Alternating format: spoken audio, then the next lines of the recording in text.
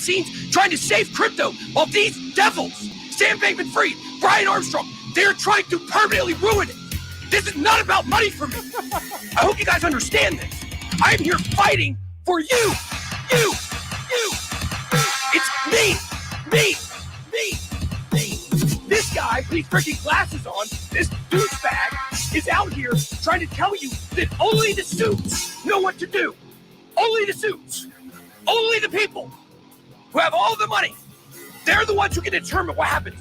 No, our bill is for the people. And you're going to find this out. I don't represent the people. The fuck I don't. The fuck I don't.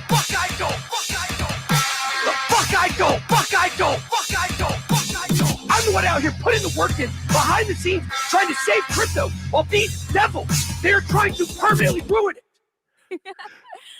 Yo, welcome back to my crypto journey. Smash the like before we even get started. Subscribe to the channel if you like being here. And if you like that remix that was made by Lil Bubble, he did a few remixes for stuff cryptocurrency related. Links to that is in the description down below. What's up, babies? Oh, looks like we're caught in the middle of a little bit of drama. Looks like we are. Did I mention to subscribe to the channel and consider becoming a member? And Sackle Hunt, I think when I streamed last time, you gave me a $20 donation. So thank you so much for that $20 donation. It literally went up right when I ended the stream. So I do appreciate you, brother. Thank you so much. And thank you so much to all my members. Okay, before we get started on the Ben drama, this is all going to be kind of tailored towards the Ben drama.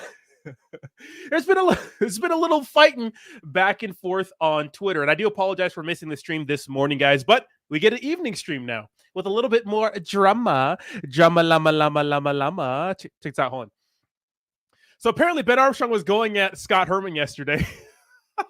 Scott Herman torched him pretty bad, but he says, first there was He-Man, an ambiguously gay superhero, a hero who tries to cover up his low IQ with physical intimidation. Ben loves calling people low IQ when he literally has the lowest of IQ by, I don't know, showing up to his enemy's house and still standing in the end of a cul-de-sac screaming at his phone with his side chick in the car while he's hyped up on steroids with a gun in his backseat and gets arrested on camera. Now, that's the lowest of IQ if you ask me, but I digress. He says, as it is 2023, a rebrand to take his place. He is now her. I introduce you to her man. So pretty much shaming Scott Herman. And I said, imagine taking steroids and still looking like a fat slob, Benny boy. I mean, let me know in the comments, who would you rather look like, Ben Armstrong? Or would you rather look like BitBoy Crypto? Better yet, would you rather look like this version of Ben Armstrong? Hold up. Or would you rather look like Scott Herman? I don't know. You let me know. I don't know. What do you guys think? So it's funny to see Ben Armstrong shaming Scott Herman for that. Now, here's the thing. Okay, so there's been a lot of talk about Ben token pretty much, and I think it's being artificially pumped. And Ben Armstrong has taken his time on Twitter to take the high road and blame other people that were in the project for selling the token. He's the good one in all of this, right? He's the guy who's looking out for the community and everyone else is dumping, right? Check this out. He says, Bencoin investors were led like sheep to the slaughter by Jeff Mahoney, Ultra Starter, and Brian D. Evans. Now, these guys are two other crypto personalities in the space. You have Jeff right here. I guess he's made weight token. And you have Brian D. Evans here, who has a ton of followers, 1.3 million, right? So he's pretty much saying that they were led to the slaughter. So he says they could have, they thought they could kill the project. Go check out some of the Weight Medium Advisors announcement and you may get it. They can't hurt us anymore. Join Ben. So pretty much he's blaming these guys for dumping Ben token. That's what he's doing. Okay. The entire point of all my videos is what? To show that Ben Armstrong is dumping Ben token. Hundreds of thousands of dollars when he said he wouldn't. That's the entire point. Nothing more, nothing less. And I think it's being artificially pumped, and he's going to pump it again because he needs money. Ben was arrogant enough to make a shitcoin in the middle of a bear market and think he could send it to $500 million. Why do you think they're launching a V2? Oh, they're launching a V2 so they can get some people out of the project that were associated. Nah. They're making a V2 because 2024 may be positive for the cryptocurrency world. The truth is, if you launch something in the middle of the bear market, it doesn't matter if you're Jesus H. Christ. Doesn't matter. It doesn't matter who you are. It's gonna dump. And that happened to Ben Token, even though he contributed to it, right? That's gonna happen, right? So they're gonna do a V2. So the old chart doesn't look riggedy wrecked. Right? Get rid of all the shadiness that went down to the old chart, all the transactions, all that good stuff. Launch a new token in preparation for the next bull run. Let me tell you something. Just like in 2021, where anyone and their mom was launching Poopy Dick Butt Inu token and it was going to a $500 million market cap, that same thing is going to happen with Ben token. It's actually going to do that. It's going to send. But with Ben Armstrong at the helm, it's going to send. We've seen it with Saitama. We've seen it with Shibnobi. We've seen it with so many meme coins. It's going to send. But not during these last market conditions, right? So Ben Armstrong is taking the high horse, acting like a white knight, like, oh, these guys were the people that they're the ones doing it. They're the reason why Ben token people, right? They're the reasons why the project was dumping. No, when it was Ben Armstrong selling, even though he said he wouldn't sell. Now, was that to pay for some debt? Because Ben Armstrong likes to gamble? I don't know. We'll have to see this special video I'm working on. We'll have to see about that. But I don't know. It looks pretty shady to me. Why would Ben Armstrong need to dump all those tokens for Ben? Huh? Why would he need to do that? This guy that gets paid so much money, right, had to ask the community for money. Why would Ben, this self-proclaimed crypto expert, millionaire, why would he need to do those things? Now, let's clear something up because this is true. So there, when I made a video, and this, Bleeves says it, Bleeves is making a point, saying my point was to show that he was dumping Ben token. My point is to show that he was dumping Ben. It always has. You can't spin the narrative. These guys are like politicians. You know, oh, let's not mention the shadiness going on. You said so-and-so because there were some transactions that were spoofed because you could do that in DeFi. You could spoof someone's wallet. Duh. We know that. We know that happens. But my point was to show that Ben was dumping on the community. That's literally the only point. The only point. The zero. But Bleeves is over just straight cupping the balls of Ben, sucking the tip, and literally can't get... Nope. It's okay that he was dumping a lot to Ben token. It's about some transactions being spoofed because when you go through the transactions, lots of them are legit, lots of them are spoofed. That's just DeFi. That's just Etherscan. It's going to be all that kind of crazy stuff on there, right? But he is dumping. Absolutely dumping. Now check this out. Because people are saying, learn to read the blockchain. It's like, well, that's not the point. The point isn't that there are some transactions spoofed. The point is he was selling Ben token. And it was proven months ago. But he doesn't mention that at all. You know why? Because he's gonna act like, since that Twitter account isn't controlled by anyone anymore, it's the old BitBoy Crypto Twitter account. Now that isn't controlled by anybody, that everyone's going to forget about it. Remember, this is what he said. I'm committed to not selling Ben coins for 6 months. Right? Then he talked about, I don't want to be, people are calling me a scammer, pump and dumper, yeah, grifter, blah, blah, dishonest, and whatever. He said he's going to make them look dumb again. Well, the comment section determined that that was a lie. So he sold. That's the point I'm making. But he's going to act like people are going to forget about this. This is what he's doing. He's brainwashing the community again because he needs money. And he's going to dump Ben token again. He's going to do it again. When it pumps, he's going to make a ton of money. This token was supposed to be about crypto education. This token was going to be the coin for Loyal and PSYOP to work together in the ecosystem until that blew up after a week when he decided to go into agreement with some random guy he met on the internet in Ben.eth. What happened to all that? What happened to NBA logos? What happened to Super Bowl commercials? What happened to all that stuff? That's my point. And my point was proven. So I win. Yeah, oh yeah, some transactions were spoofed. Okay, what does that destroy my point at all? And I sent a message to Ben Armstrong and saying, Ben, it's a simple question. Answer it. Yes or no. Did you sell hundreds of thousands of dollars in Ben token when you said you wouldn't?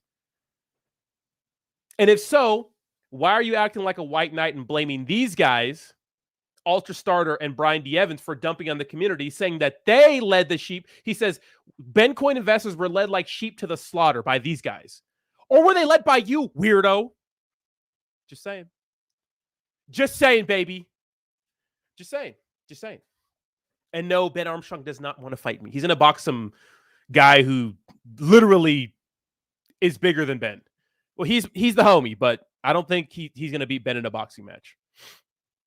So, Cryptos R Us is putting on some event by Karate Combat, and they're going to be fighting each other. I don't know who he's going to be fighting. Cryptos is not fighting, but Ben Armstrong is going to be fighting someone. You know what I mean? So I don't know who is it going to be, but we'll see. I'm trying to get a fight. You know what I mean?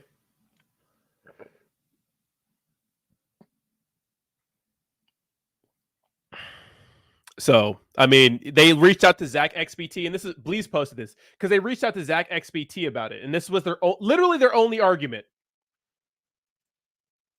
I'll pull it up.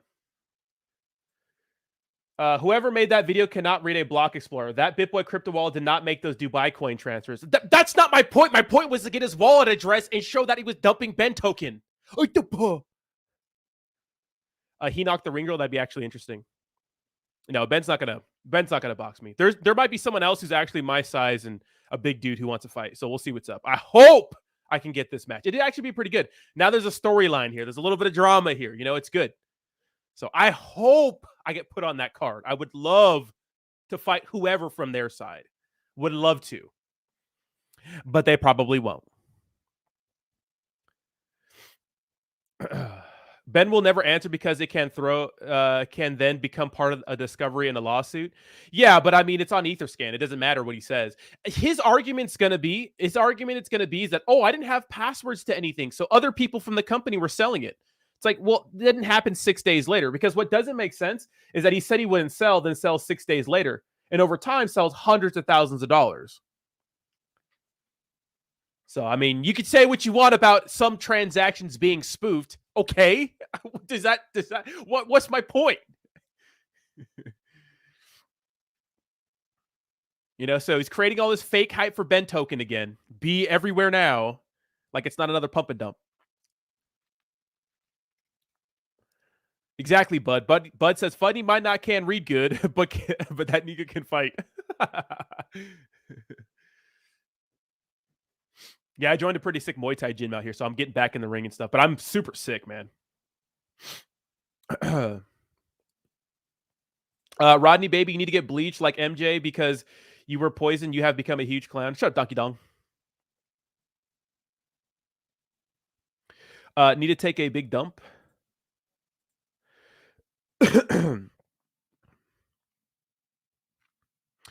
I'll fight anybody else in crypto, you know? I mean, I have no like professional fights or anything like that, but I do train a little bit. So, you know, anyone else is on the same level, I'll fight. Why not?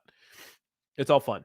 And you're going to get paid for it too. So I would not mess with Ben. You already know he's in the clan, bro. I don't think he's in the clan, bro. He threatens, harasses, and then hunts down blacks and Jews. I don't think so. I don't think that's a real thing. I think him showing up to Carlos's house was him he's just on a sick one. Just on whatever he was on that night, bro, he was on a sick one. He's like, I'm going to go confront Carlos and live stream it. Talk about low IQ. You want to know what's low IQ? Getting your company taken from you. Ooh. He ain't going to do that again. Ooh. Zinger.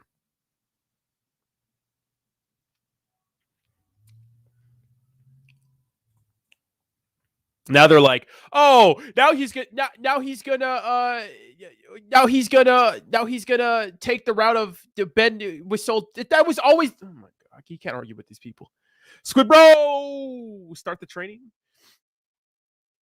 Donkey Dong, clickbait, clown. You spelled bait wrong. See, the average IQ for Ben token holders are actually interesting. You know, talk about low IQ, man. Grammar is not your guys' strong suit. It's just not. You know. Yeah, click the like button. Clickety-clack that like button. Oh, dude, that Scott Herman beef was actually pretty hilarious, though. It's like, why are you shaming Scott, man? Leave Scott alone, man. See, here's the thing about Scott Herman. Scott Herman doesn't take steroids. So if you guys don't know about Scott Herman fitness, back in the day, and I'll show you, we know Scott Herman from like WAGME and shit, but Scott Herman has been like on the platform forever.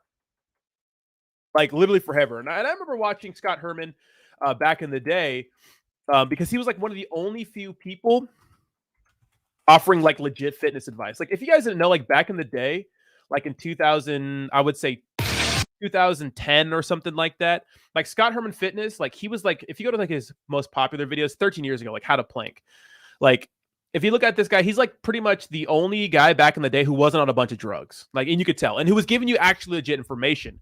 And 2010 was a weird time because remember, YouTube was still relatively new, and so there was a ton of people putting information on YouTube about like literally ridiculous things, like drink this secret juice to get you ripped, like all kinds of crazy shit. And Scott Herman was the only one not doing that. And although his channel isn't the most popular when it comes to views compared to his subscriber count, one, he's still putting out content, and two, he's still an OG of the space. Like he's still getting views on those videos retroactively, right? He's still going to get a ton of views.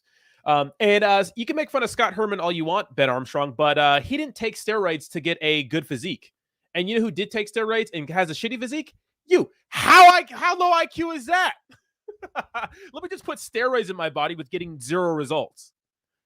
Absolutely insane. Is that high IQ? That's absolutely hilarious. And I know why he's upset. He's upset because of this. About Scott. Because check this out. They kind of torched him, right? They kind of torched him the other day. Check this out. This is on the show. Cool stuff that you guys talked about. You talked a lot about ownership. Are you guys going to own talking smack about me yesterday? Oh, yeah. Yes, of course. And what did you say? Well, we were under the impression that you only talked to projects that paid $75K to come to the table.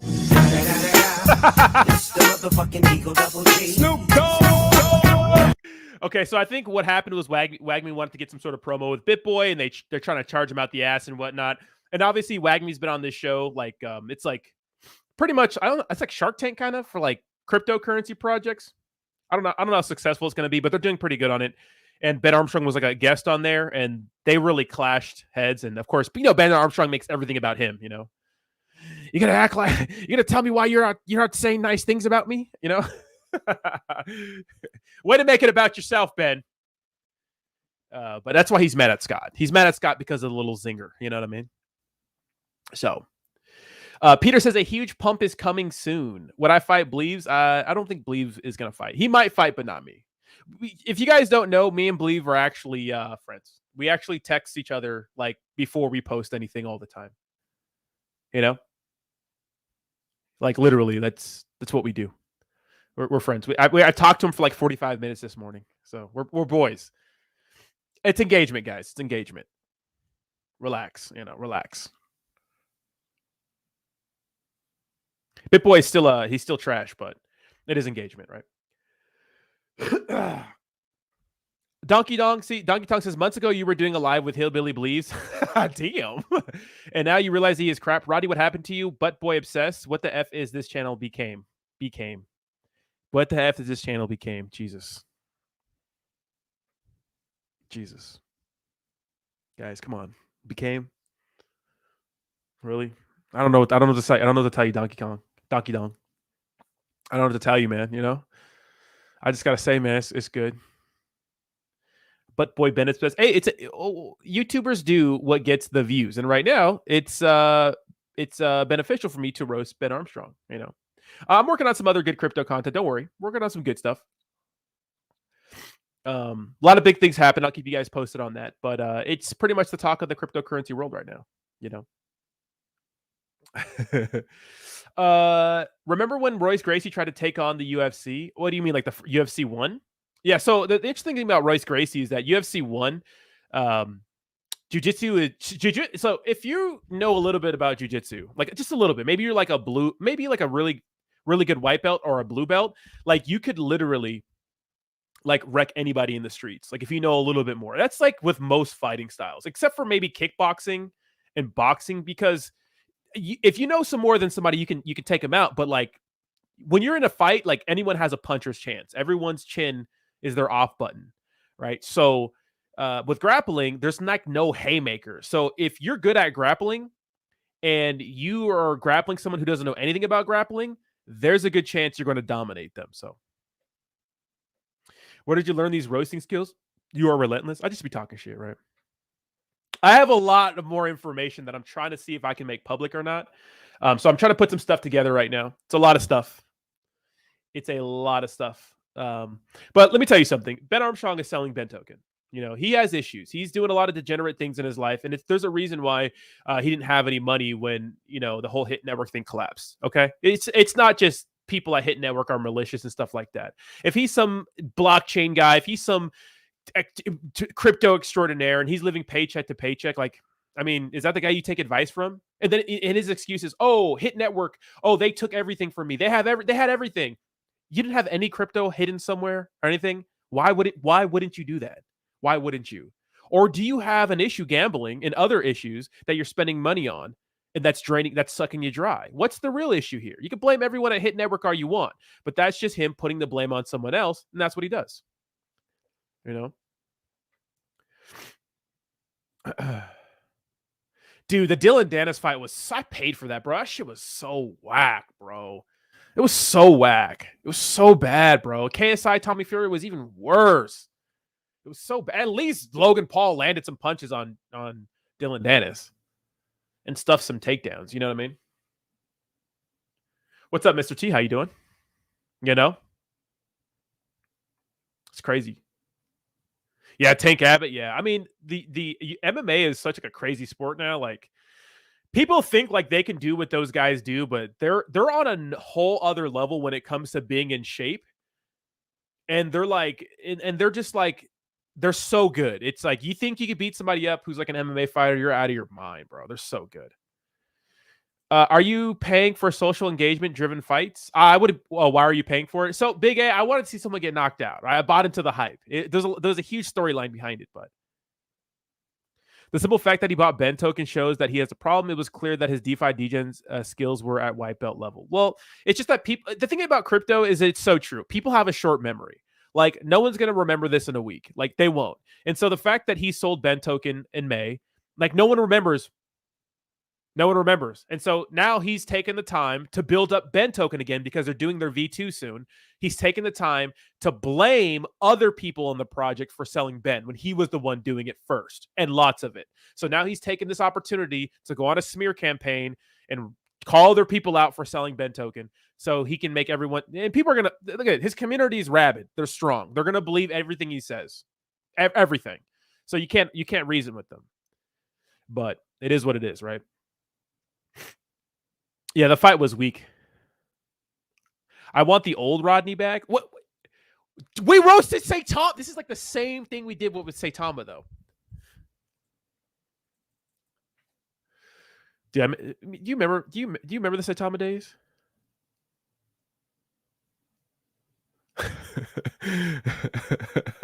Uh-oh, here we go. Uh-oh, here we go. Bleeves is getting into it with people.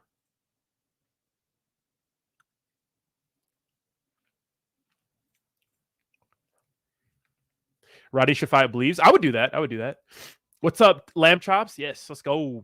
Yeah, Ben is a used car salesman. Look at, here's the thing, guys. I'm the meme coin king. I'm a degenerate shit coin king. I've done many promotions. I don't take supply, but I've done many promotions for shit coins. If I'm going to get in on a cryptocurrency project in some other way, I'm not going to shill it to you guys and make you guys buy into it. Right? But I do promote other cryptocurrency shit coins. I like gambling. I like degenerate shit coin meme coins. We've always done that on this channel.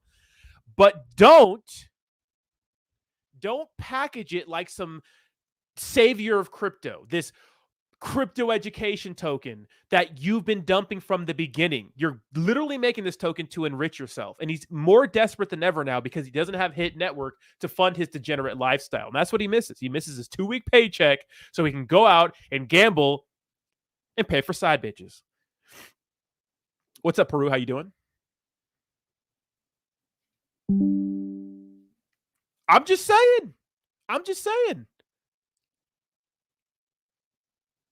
Nick J says November 13th, 2001. I think he meant 2021. Live stream is elite, historic in the beginning, the end for Saitama. You're live, bro. Classic. Yeah, that got me, bro. It's good to see you, Nick J. What's up, baby? How you been? Nick J, shout out to us getting rugged in the same token the same day. it's just like don't package Ben Token as some crypto doctrine, crypto education, all this good stuff, happy fun time and stuff, and then dump it. Like literally, if you just go to Discover Crypto or right, if you just go to Discover Crypto and you go back in their catalog to like I don't know when, like 5 months ago or something like that, you can see all this promotion for Ben Token. And like that heinous one for me, right? And the one I keep talking about a lot because it's so important is this ultimate crypto dex plus meme coin launchpad. How Ben Token holders will win with Loyal. Literally pumps this whole shit, right? Pumps these other two shit coins that end up rugging. And it says, oh no, I don't want nothing to do with that guy. Oh, what? Oh, what? You know? You know what I mean? Oh, what? Oh, what? What happened? Report Hall his wallet to IRS and SEC? I'm not doing that. I'm not doing that, but I'm sure someone else is.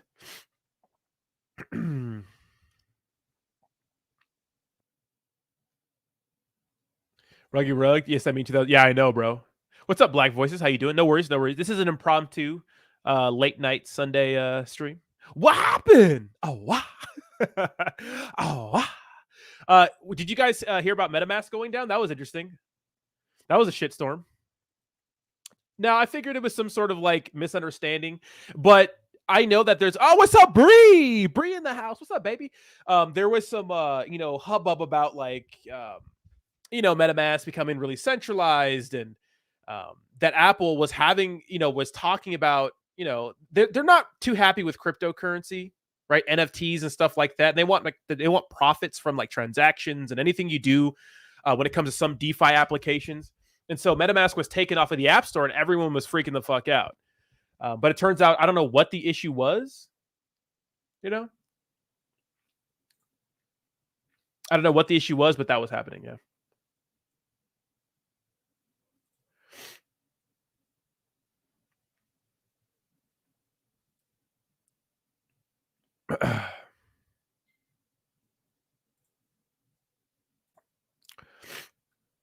Everybody, Ben has not paid taxes in years. The IRS will give you a 5,000 finder's fee reward for turning in a tax cheat.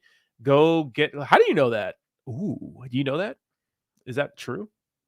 Well, so the core like beliefs of cryptocurrency people is like a libertarian kind of view. And a lot of us don't agree with paying taxes. Of course, you have to pay your taxes, right? But a lot of us don't agree with it or don't want to because we think the government is. I mean, if you see what the government is doing with your money, paying for fucking wars that no one cares about, literally. How do you think we service all this debt with taxpayer money, right? I can understand why people hate the fact that the government's doing it, and I know that Ben Armstrong has been outspoken against banks and stuff like that, which a lot of people are. And the man, but if you live in the United States, you have to pay taxes, bro. They're gonna get your ass. Sorry, I've been MIA, just busy. Miss you guys. We miss you too, Bree. It's all good. Jake G in the house. What's up, baby? He said the company has not filed since 2021 on a video. Whoa. Oh, no bueno. That's not good.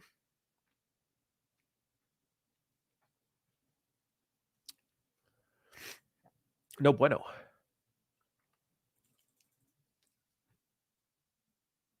Da da da da da.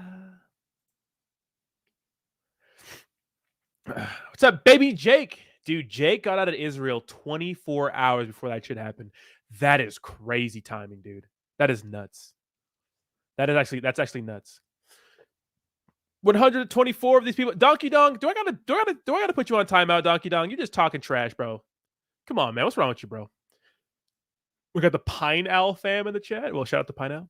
Are you really going to fight Ben? No. Ben doesn't want that. Me fighting Ben, I don't think I would accept the fight, but that wouldn't be fair. There's another guy who's like a big guy who trains too. So there's a bigger, he's like 5'11", 210. He's a really ripped guy. He's cool. We spoke. I think it's Debate Crypto.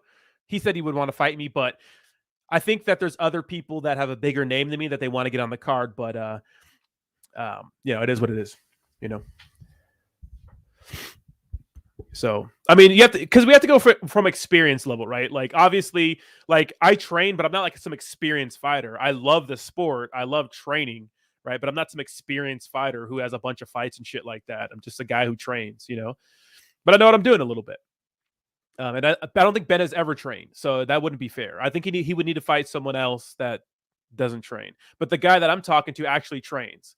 I don't know if he's ever fought before, but he's my size. He's big. He's a big dude, right? So it'd be a good fight. That would actually make sense. Ben does take PEDs. I think a lot of older guys take PEDs, but it's fine. PEDs don't help your chin.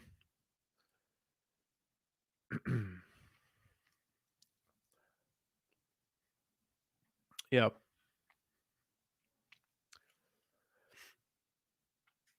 What's up, Warpig Warrior? How you doing? Jason Casper guy does TA on treadmill. I like Jason. Yeah, he's strong. He's a big, strong guy. I'm not sure if he trains though.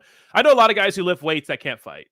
You know, like a big debate right now in the I don't know, the fighting world in general is that Bradley Martin guy who's like this 260-pound bodybuilder saying that he could beat up like an MMA fighter. And if you look at a 260-pound bodybuilder and then you look at like a 155 or 170-pound MMA fighter, you may think that bodybuilder would win, but that's no way.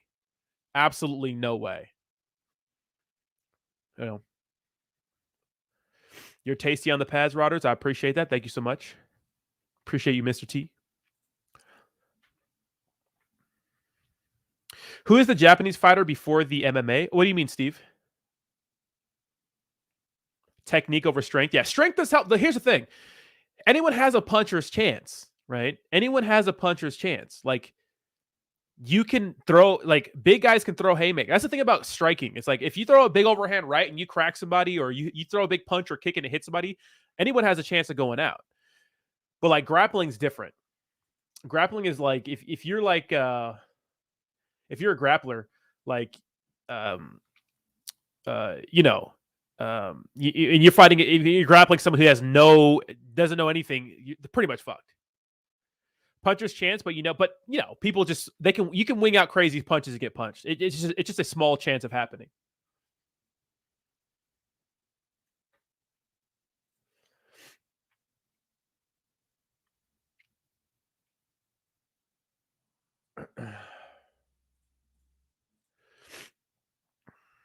If I don't beat you in the first 3 minutes, I'm dead. Cardio is totally underrated. Dude, cardio is crazy, bro. You have to have cardio. Like, that's why I have like a lot of respect for boxers, because boxers go, what is it? 12 3-minute rounds. 12 3-minute rounds. That's 36 minutes of fighting. That's a lot of fighting, bro. Even if it's just hands. Like Joe Rogan, the shorter guy has an advantage in grappling. Well, if you're standing up, maybe you have a lower center of gravity, but if you're horizontal, I mean, yeah, judo does help. Judo does help. My guy Crypto Hulk would mop the floor with Bleeves. I'm not sure if Bleeves is fighting, but that'd be entertaining. I mean, the point is, like, people. Here's the thing: there are a lot of talented boxers out there that nobody watches, but we have like Logan Paul and Jake Paul. Even though Jake Paul is a great boxer, I think he's good. I think he's underrated. There are a lot of people out there who would watch like these influencer fights yesterday, like Tommy Fury and KSI, or like Logan Paul and Dylan Dennis, because we're still people at the end of the day. We like to see people who don't like each other beat each other up. It doesn't matter the skill level. We just want to see somebody get their ass whooped because we're people. We love it. Bleeves says you have no idea what you're talking about. What's my point? Ben Armstrong was selling Ben Token, but he's blaming it on other people. Was he selling Ben Token? Yes. Was that his wallet address? Yes. Were there spoof tokens and spoof transactions? Yeah. But my point, I want it. Mike GF's brother has a black belt in BJJ. I'm twice his size. He's 10 years my junior, and I've lifted weights for 12 years. I address him as, I'm telling you, bro, people who are good at Brazilian Jiu-Jitsu, nah. Serious question, though, has Bleeves ever been right? That's up for debate. That is up for debate. If you guys could do me a favor, though, smash the like button. Push us up in the old algorithm. You don't got to like me. All you got to do is smash the like button. That's it. You know, it's free to do. You know, you don't got to like me. Who's Pine Owl? What is a Pine Owl? All right, we'll look at your chart just because you guys are commenting so much. Pine Owl. It's so crazy to see Ben blaming other people for dumping Ben token when he was the one dumping it. Pine Owl was launched. Let me see. Oh, real quick. What is this? Jesus.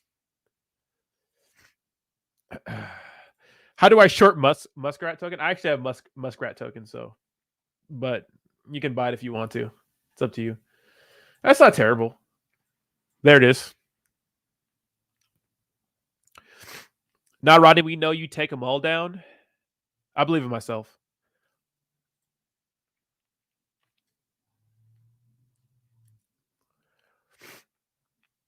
Jake, we missed you, bro.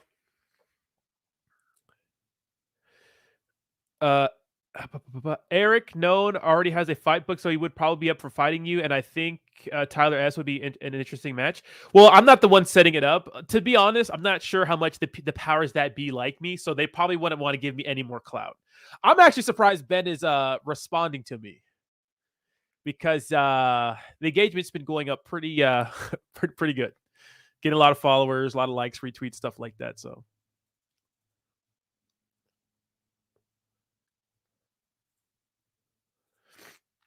But I'm working on something good. I just hope I'm able to. I hope I'm able to release some of the stuff. Though we'll see. Card Jutsu, dude. I've seen Card Jutsu, man. That shit's weird, bro. Missy Tuachi coming home very soon. It's gonna be good to have you back, Jake. We need the boy back in the studio, baby. Go Birds. Are the Eagles winning tonight? The Eagles winning? 5D chess funding. I'm saying. Because look it. So. Part of the video was there were spoof transactions, right? For Dubai coin, which I know something about a Dubai coin. We'll get to that a little later, though. We'll get to a little later, though. But there were spoof transactions. But my point was to show his wallet dumping Ben token when he said he wouldn't, because right now, because it's relevant, he's going on a smear campaign on other people saying that they're the ones that wrecked Ben when he's the one. If he did it once, he'll do it again. I love pineapples, and I have a pet owl. You have a pet owl? That's pretty cool. Racket, I smoked some ham ribs. Ooh. That sounds good. Did you guys see my my dinner? You guys want to see my din-din? I had a nice little healthy din-din. I'm getting back in shape now. I'm actually doing it. I know I said it for a while I wouldn't do it. I was just being lazy, but check out the din-din. All right, kimchi just goes on everything, right? Can we just agree that kimchi is just best with everything? Can we just agree? So we got the kimchi over the white rice. We got and this is all made by my girlfriend pretty much. I know I'm taking the fucking credit. Got the broccoli right here. We got the beef. Ooh, we got a little bit of guac right there. I put some, a little bit of a barbecue like kind of drizzle on it. And, it was good. It was good. Pineapple pizza. Get out of here. We got so many shillers in the chat. I'm always right. I'm always right has been proven. Yeah, I know. That's just a catchphrase. That's Bleeves' catchphrase. But he ain't right. He ain't right. If you're doing TA on shitcoins, I don't know what to tell you. If you're doing TA on shitcoins, then what do you want me to say about that? Korean food is the best. I do love me some Korean food. Dude, Korean barbecue. Here's the thing about Korean barbecue. I don't know when to stop, bro. Because the sides are endless, right? Their sides are endless, and they usually give you way too much food, and I just can't stop eating. Thank you, Slot Warrior. I appreciate that. Yeah, because a good shit, dude. I'm the shitcoin master, baby. That's what I'm saying. Look, I don't mind degenerate gambling shitcoins. I don't. I gamble all the time, dude. I waste so much money on shitcoins. Less now than I did back in the day, but. We all love it, but don't pretend like it's going to be some savior of crypto. Don't feed me a shit sandwich and tell me it's a fucking roast beef sandwich.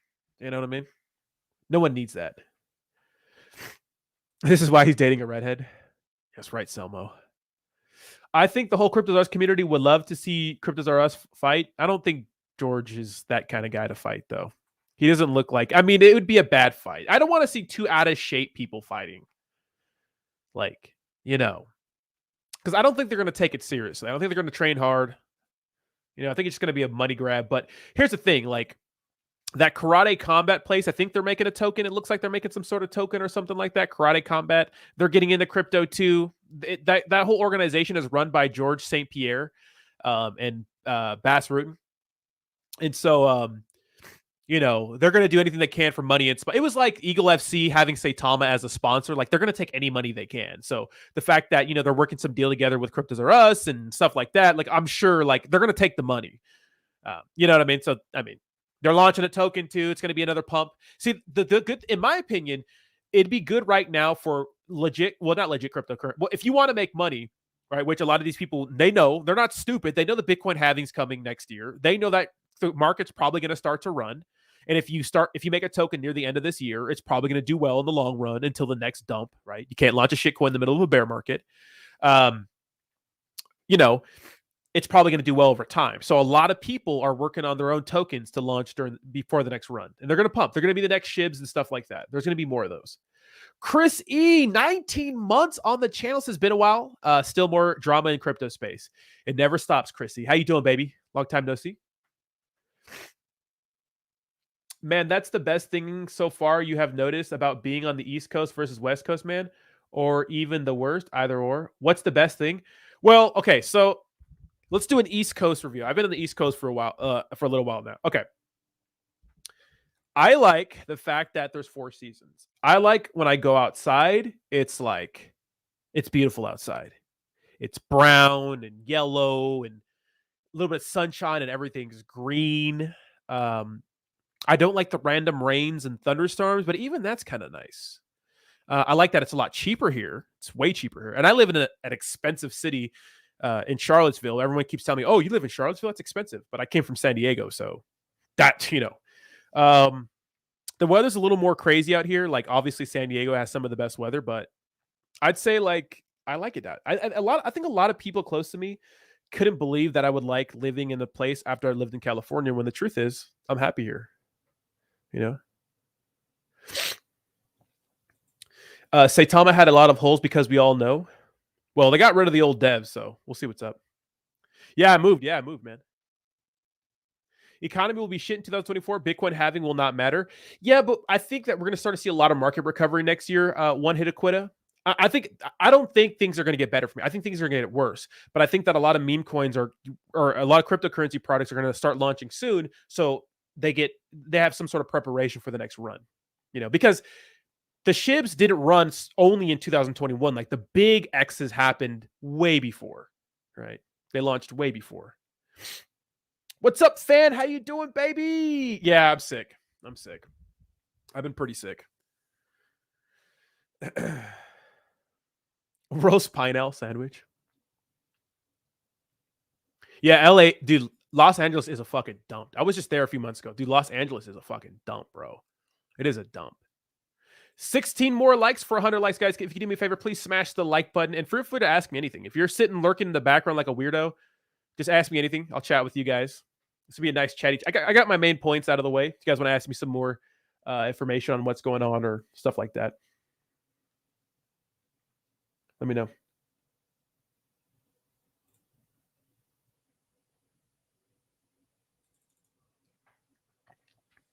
One baby, not anytime soon. Vitamin C, vitamin D, no issue. I'm getting my fair share of vitamin C. Yeah. Mr. Cryptic says we will be at war in under 12 months. Dude, the United States loves war. Like the fact that we may be not funding the Ukraine war, we gotta put our hand in somewhere else. All right, we got to get into more wars. So I can't imagine us staying out of a conflict for too long. Like this post, like this is so crazy. Like this should be illegal. Why the fuck? Check this out. So another U.S. congressman has traded stocks before the start of the Middle East conflict stocks and benefited directly from the war. Representative Markowayne Mullen disclosed purchasing up to $50,000 in Raytheon RTX on September 13th. He sits on the Committee of Armed Services. So people know that have insider information. It's probably good to buy war stocks right now. You know what I mean? Crazy. Yeah, exactly. So Christy says LA sucks if you don't have money. Billionaires and millionaires like it. 100%, right? There's a middle class, but it's literally like you're poor or you're rich over there. I have very extremely wealthy friends who are killing it over there. Racket Club says, Rodney, you trolled us with the baby diaper you posted. Yeah, so my girlfriend was making something for her friend's baby shower, and she made like a diaper. I don't know, white people do some weird shit. Y'all do some weird shit. She probably hears me right now. But white people do weird shit. But she was making like a baby shower cake made out of diapers. It was like 3 layers of diapers. It looked cool. And it took a long time to make, but I thought I'd troll you guys with that.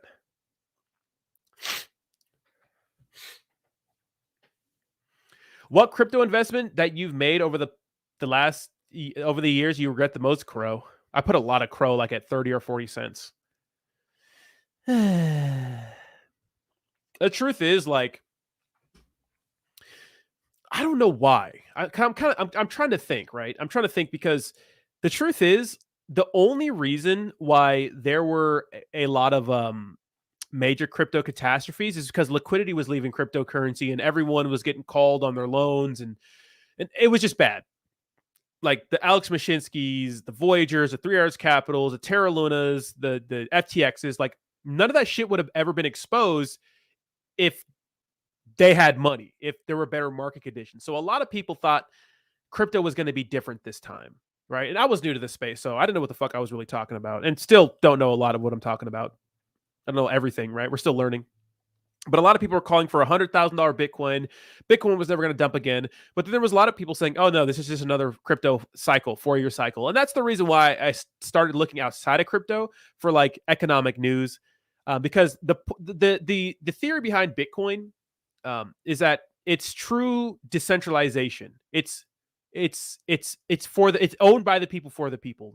No one controls it. So, when you compare it to the dollar, I mean, our monetary system is literally used to control us.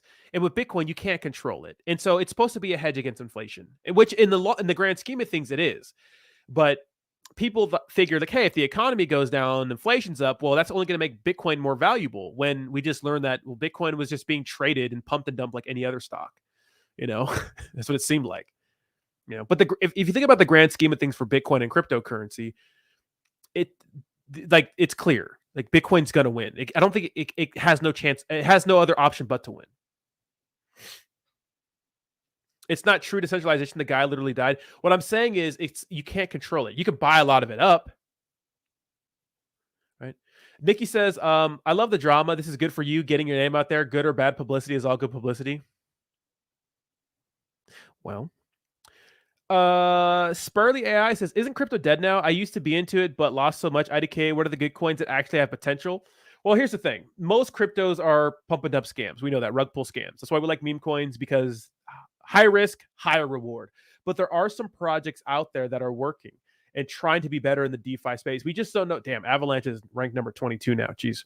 But we don't know what those are going to be. So the best thing you can do is look at a cryptocurrency project that's been existing in the space for a while. And if you want a safer bet, because nothing's a safe bet in this space, like literally we could have some news come out about Binance tomorrow that could literally wreck their BNB entirely, right? The best thing to do is just look at some of the projects that have been existing and working and developing and trying to get better in the bear market. Now, what's Cardano from its all-time high? $3. So it's quite a bit of X's, right? From its all-time high. Not bad, right? Not bad. But it's not going to have that explosive growth like some of those meme coins making people a ton of money. It's, So there's safer bets, there's riskier bets, but I'm telling you that during the next bull run, there's going to be some random meme coin that all of us have probably heard about that none of us bought. That's going to go to like a $10 billion market cap. And we're going to be like, oh, we missed it.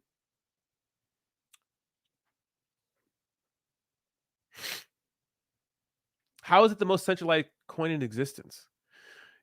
You should. Did we? Oh my god.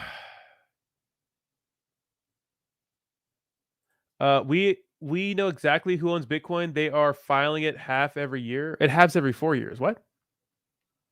Now, Caspa's been great because Caspa hit all-time highs in the middle of a bear market. Rodden, do you ever sell your DAOs? I did sell. So the only DAO I didn't sell was Time Wonderland, but it's probably dead, but who knows?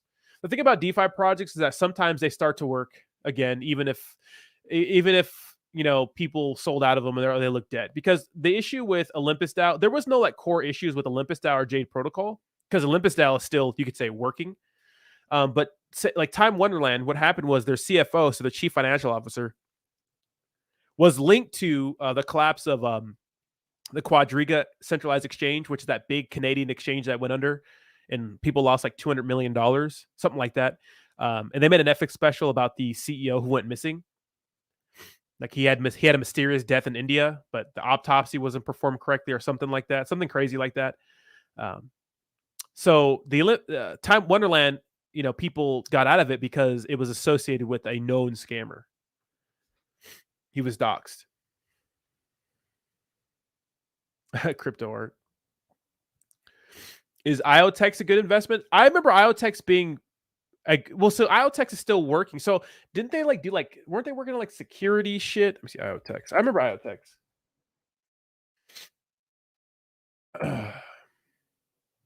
I mean, they're still working.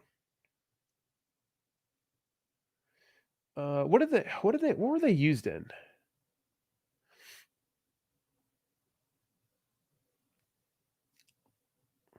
A launchpad for blockchain ideas and projects. That's a platform. Grow secrets on the products. Develop a member about this community.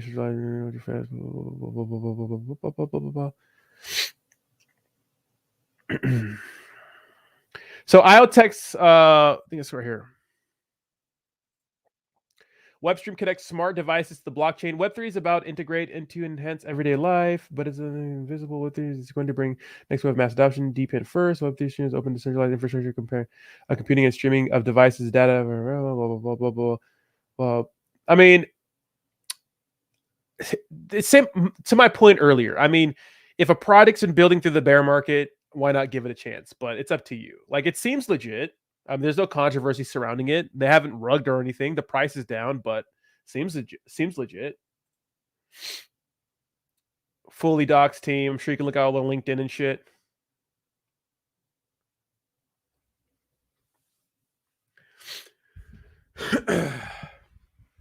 Yeah, Max is still alive. Yeah. Schiller's super chats are kindly appreciated. Yeah, well, if people super chat, I have no choice but to look at your shitcoin. So far, are you happy? I'm happier on the East Coast for sure. Quentin Holly says, howdy, Roddy, long time watching live. Love your Ben shorts. Always funny. Makes me laugh when I'm down. The first one you did on him standing and yelling into his mic, keep it up. That shit was funny, right? Turned down for what? Rodney doesn't low-key doesn't want to shill Pineapple until he scoops a little for himself. I don't blame him based on a 10-year-old Reddit meme. Y'all wild, bro. What's a pine owl? I'm going to Google pine owl. Pine owl Reddit.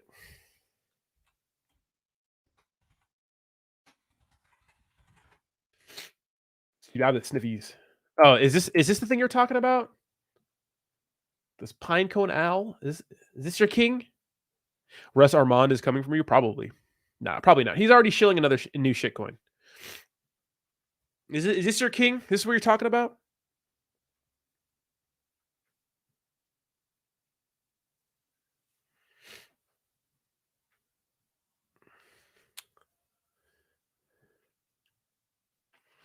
Old money NFTs on Cardano. My PFPs are bills. Check it out.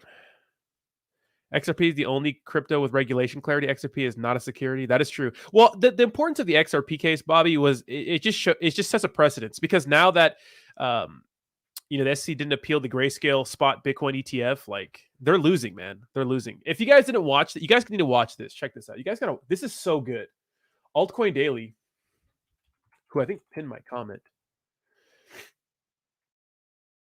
I think he did. Did he pin my comment?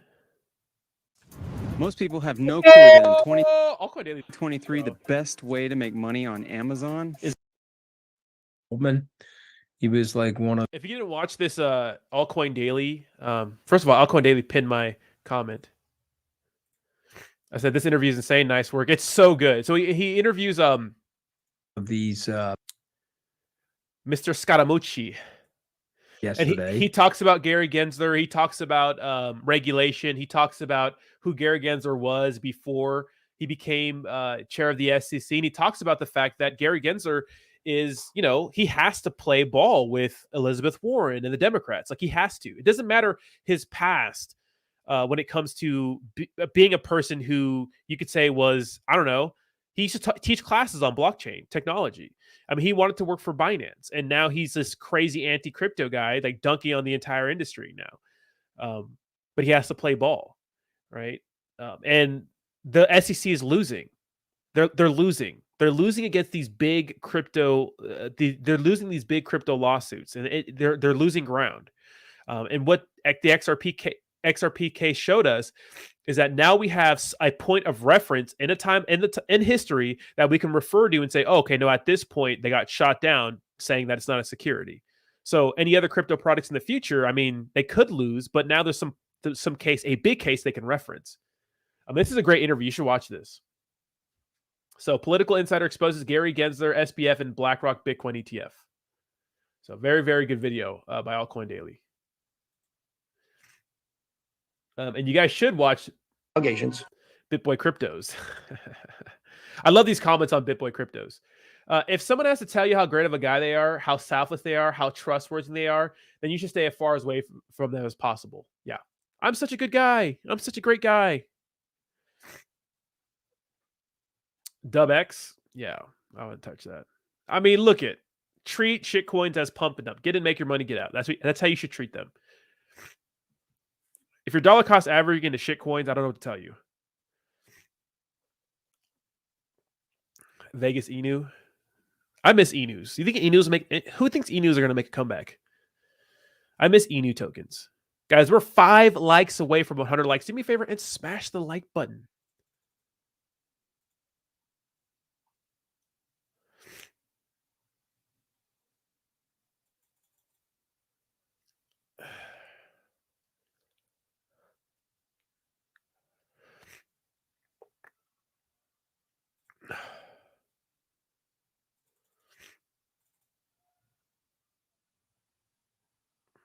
Smish like no. Smish. SEC is still winning. Crypto populator has dropped, and it's known as scam by most people. SEC did its job. I mean, we'll see. We'll see. You guys got to read. You guys got to read this. I know you guys are probably not going to do this. Hold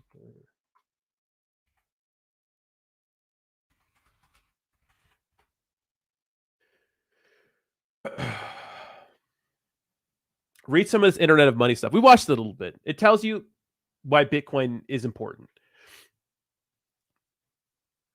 I'm like 75% through the audiobook. I have to read it, or listen to it probably like 10 more times. But December DeMarco owns Vegas Inu. Gary gets hate, but he's right about crypto. It's lawless and yeah, that's true. But it's bad that he's going after the big cryptocurrency entities. He's losing. He lost against XRP. He lost. They lost. And he tried to appeal it. Couldn't appeal it. Oh, we have $100 from the Vegas Inu fam. Well, now I have to look it up. Thank you so much for $100. Holy shit. $100 donation. Wait, which Vegas Inu is it? Give me the ticker symbol. Thank you so much, Venture Empathetic. Shout out to Vegas Inu. Now we're talking. Yeah, the overall credibility, innovation, and adoption of crypto is in the toilet. I don't think so. I think, we'll see. We'll see.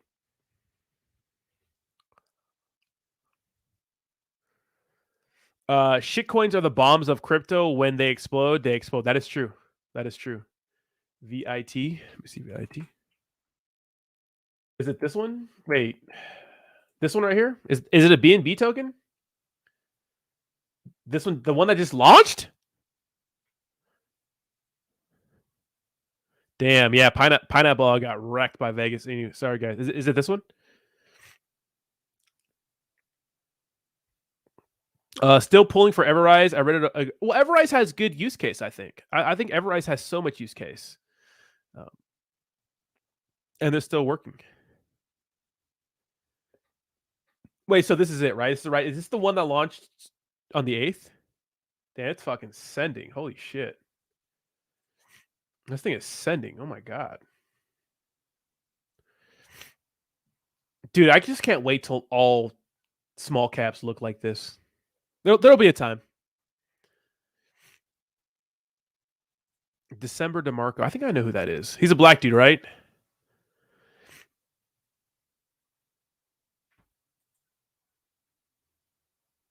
All right, shout out to the Vegas. I mean, you guys donated, so I have no choice. Yeah, I think Everrise is still a good cryptocurrency project, Nick J. Yeah, I have so much use case. I do like Everrise. I know they made some questionable partnerships, but I think that if you think about what Everrise is trying to do, like, like putting your name next to anybody, I think that oh, they're on 5 chains already. Nice. I think that's probably a good marketing strategy. They have Ever Revoke, Ever Swap, Ever Bridge, Ever Migrate. I know a lot of shitcoins that use Ever Migrate. Ever Lock too. I haven't heard anything using Ever Launch though. Every freaking DeFi product has a fucking launchpad, it seems. Fudney Inu. Someone made a Fudney token, a BNB token. December DeMarco, Fortune 500 market. Okay, December DeMarco, let's go. He's black dude, right? Have you talked about Ben already? I did, Dows. I did, yeah. I did. You can go to the beginning of the video. I went into it a little more. It's like they're like, oh, some of the transactions were spoofed. That's not my point. Was to show that he was selling Ben token. That was the entire point. Yeah, some of the transactions were spoofed, but he sold hundreds of thousands of Ben token while he's calling out others for selling Ben token, saying that they led them to the slaughter like sheep when he's leading people to the slaughter like sheep. Yeah, he's a black guy. Okay, yeah, I think I've seen his YouTube channel. Did he used to do a lot of SHIB content? Let's see, December DeMarco. Yeah, I think he did. Okay, I know who he is. Yeah, I know who December DeMarco is, bro. Damn, Vegas Inu token just balling. Oh, here it is. It's his token? Cole, he's my miracle child. So how does your miracle... What's good, future millionaires? We back with another banger. December, get a good camera. December, I know you balling, bro. Get a better camera. Yeah, I remember him. I used to watch him, but he had a different angle before. If you're reading this, it's not too late. $1 million market cap will be here sooner than you think. So sending. Vegas with the bomb. Thank you so much, Vegas. I appreciate y'all. Let's look at your taxes. 12 and 11 out. Why y'all taxing like that? Why y'all taxing like that?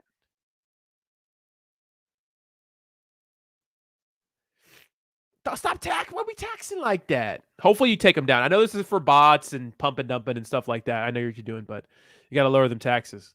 Well, here's the thing, guys. The truth is, and I had a Twitter live space. If you're not catching my Shill and Chills, I do a Shill and Chill Monday through Friday, 2 p.m. Eastern Standard Time over on X. We talked about taxes because taxes, okay, so here's the thing. Taxes do provide money for the team to do things. That's what taxes are for. Now, history has shown us that sometimes nothing ends up ever getting done. So you need taxes to pay for shit if you're working on some sort of use case for the project. So I get taxes. 12 and 11 out. I think 10 and 10 out is good. That's a lot, in my opinion. I think that they should lower the taxes. I'm not. Is a contract renounced? Let's go plug it into the old Toki sniffer. Wait, where's the contract address for this? Oh, there it is. Give me 1 second. Let's pull into the top because they could probably just change it down the road. Why be taxing? What are you? The U.S. government? You the U.S. government?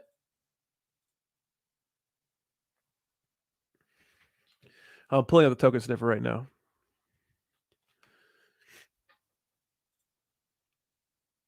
Oh, reflections. Got it.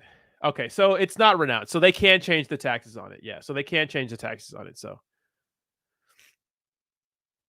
so yeah, the taxes prevent the Jeets. That is true.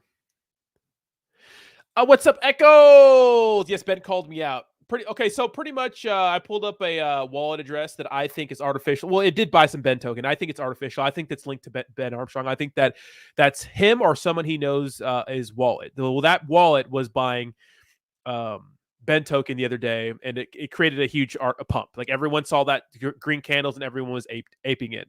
At the same time, Ben Armstrong was calling out other people that were in Ben token, saying that they're the ones who dumped on the community. They were leading sheep to the slaughter or some shit like that. So in that wallet, there were some transactions from a fake BitBoy account, was spoofed, right? For some Dubai token. My point was to get BitBoy Crypto's wallet address to show that he's been selling Ben token. So yes, some of those transactions were spoofed, but he was still selling, which that's my point. So pretty much, I go through it in the beginning of the video, but he did repost my video, so thank you, buddy. So, well, we'll see. We'll give it a chance. Here's the thing: is like if this is actually the December DeMarco's token, he has to keep it going. It's ballsy launching a token in the middle of a bear market, so we'll see what happens. Oh, you're welcome, Echoes. How you doing, brother? I'm glad to see you putting content out. Scott Schaefer's been on Ben Armstrong's ass too. I know you and Scott Schaefer were going at it,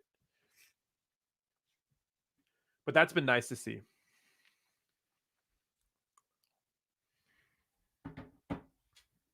What's a super chat? This is a super chat. $100. Hello. Shout out to the Vegas Inu fam. Pine Almost based. Appreciate the love, bro. Yeah, man. It's not him. If it's not him, it's definitely Cassie. Let me tell you something, guys. I may not be a smart man, but I know what disaster looks like. Let me tell you something. When you watch that interview with Altcoin Daily about Ben,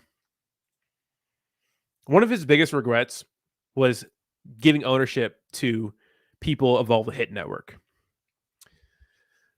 I hope those other guys have a backup plan, because that AJ guy is smart as fuck. That guy is legit. To me, he's like a classy crypto. I think he's a little bit naive, but I think he's legit as fuck. That guy is smart. He knows what he's talking about. J-Chains, if you look into his eyes, you look into AJ's eyes, they're innocent guy eyes. They're innocent dudes. They're nice guys. Ben, he's gonna, I don't know. Hopefully those guys have some nice agreement where nice agreement where they can work something out. I like AJ. People were talking I went to Hit Network. Not a damn person had anything bad to say about AJ. Everyone loves AJ. No one said a damn thing about AJ. No one said anything bad about him. He's a nice dude, bro. I just think he chose Ben's side, which, hey, do what you want, man. Look at the truth is Ben has a good thing going on his channel, but my prediction is coming true. I told you that when the drama died off, there's going to be less and less views. Now, I'm not saying I have more views than Ben Armstrong. I mean, who has more views than Ben Armstrong in crypto besides a few people? But as time goes on, his streams are getting less views. The drama's dying down. His streams are getting less and less views. It is what it is. It's part of the game. I just hope they have some sort of exit strategy or some backup plan, because who knows what Ben will do next. Because if history has proven anything, he's gonna do some wild shit again. I don't know what kind of drama, but it's literally, I don't know. It's gonna do something. He's gonna do something. So can we get a "I'm not scared of you, Ben"? Cassie's a hottie though. She's all right. She's an opportunist. You know what I mean? Look, I'm not knocking a guy who wants to get some sniz on the side. You know what I mean? But I think it's like when you're Bill Clinton. Is it smart to get a blowjob from Monica Lewinsky when you're the president of the United States? Is it okay to get some sloppy toppy in the Oval Office? I don't know if that's a good look. I don't know, because it's of who you are. So, I remember Ben Armstrong was on this huge campaign so that Hit Network was trying to assassinate his character, but it's like, dude, no one told you to bang your employee. Like, you're not supposed to do that, And if you get caught, like, you have to understand, like, the repercussions are going to be bad. I'm telling you though, when the guy's going to do something crazy again. He's going to do something crazy again. It's going to cause a big deal. It's going to be bad. It's going to be bad. How many BJs have you turned down?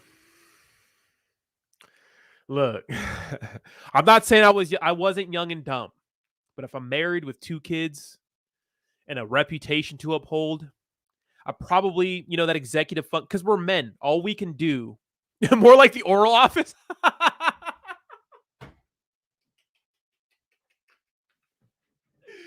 Damn, that was damn, that was funny as fuck. Oh shit. Okay. I did not have sexual relations with Monica. She's like, she wrote a book off of that. Can you imagine sucking a dick and writing a book off of it? Anyways, that was funny as fuck. I'm gonna leave that up for a little bit. For once again, shout out to the Vegas Inu community, man. $100 donations, a $10 donations, and thank you so much, Patrick, for the $2 one. And again, Chrissy, thank you so much for 19 months on my channel, bro. Even though you're not in here, bro, I appreciate the membership, bro. I do. But there's we're men. Haven't you seen that Bill Burr skit? We literally walk around all day thinking, fuck it, fuck it, fuck it, fuck it, fuck it. That's how we think. But if you have a reputation, kids, a wife at home, why are you going to cheat on your wife with another? I know. Look it, bro. I know. I get it. There's hot women everywhere. Ben is a guy who probably got no pussy growing up. I mean, got money, got a little bit of fame, and feels invincible. And when guys grow up like that and they get no pussy, and one pretty girl bats her eyes at them and wants to put their mouth on their pee-pee, well, they do it because maybe they never experienced that before. And I'm not trying to shame him or anything, but that's like the kind of thing those guys do.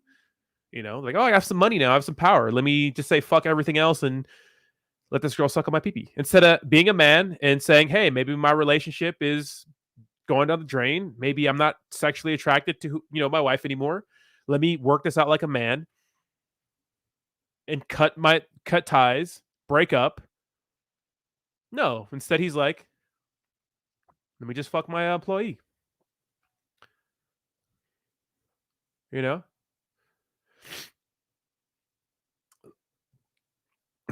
And I'm not gonna say anything bad about Ben's wife. She didn't do anything. She just caught in the middle of this because of who Ben is. And the thing is, like, people, like, I read some of her comments on her page, like, people like going after her for Ben. Like, what did she do? She's just supporting her husband through this. That's what a good woman does. She supports her husband. Now, is it smart to do that? No, but if people are manipulated to buy him Ben token, can you imagine how manipulated the people are that are closest to him? Just saying. True, right? Am I wrong? You know what I mean? Like, I'm not gonna go after her. She seems like a nice lady. But I see people like talking shit to her in the comments. It's not her fault. It's because people don't like Ben, so they go after her. It's like, but it's Twitter. Like, you could be Jesus Christ. You could be Mr. Beast. Literally, Mr. Beast, like, was curing people, right? Curing people's blindness.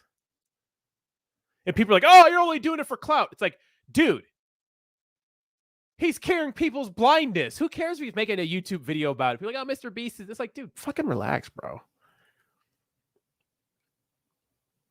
My thing is like, what's up, Renga? It's like, you can be like, they're tarnishing my name. It's like, no, dude, you are tarnishing your own name, you fucking dork. Kim Kardashian made a whole life out of it. That's true. hey, the Kardashian. Well, so have you heard the theory about that, Steve? So if you guys don't know the theory about Kim Kardashian, apparently her mother wanted the sex tape to get released for the clout. That family is fucking strange. Say what you want, though. They're rich. They're killing it. Kylie, even the dad who's like a chick now, like, they're killing it. They're absolutely killing it. Dude, we got to put this $100 donation up again. They're killing it, bro. People like him feed off weak-minded people. He's just good at what he does, bro. I just hope the AJ guy and the J Chains guy have like some sort of backup plan, because here's my thing. Like, I don't know the drama between him and J Chains. He touched on a little bit on, and this is what I'm getting from I'm talking about things I got from an interview from Altcoin Daily. Him and that J Chains guy had like a falling out and stuff like that, and Ben Armstrong wasn't trying to make up, but of course J Chains was still trying to be nice to him, and then Ben Armstrong is like, yeah, I'll talk to you now that I'm down and out and need people to support me. So we'll see what happens when BitBoy gets to the top again. Because he has so many connections in crypto. He's been in the space for a long time. He obviously he hasn't made all the best decisions because, look where he's at now. But he'll get to the top again. And how is he going to treat the people that are close to him again? How is he going to treat the people? Is he going to treat them with respect and recognize they helped him get to where he is? Or is he going to act like a narcissist and say, I don't need anybody. This is 100% my company. Treat them like fucking employees, and so I'm saying, bro. Hey, we'll see. We'll see. We'll see. Here's the thing. During the next bull run, there's going to be a lot of new people coming into crypto.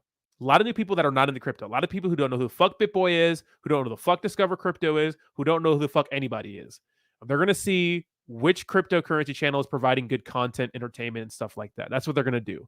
So they both, Discover Crypto and Ben, have an equal opportunity going into the next bull run, right? 2021 was crazy. A lot of people got into crypto and a lot of people are out of crypto, but the people that get back in and the new people, they're going to be looking for content. Who are they going to flock to the most, right? Who are they going to flock to the most?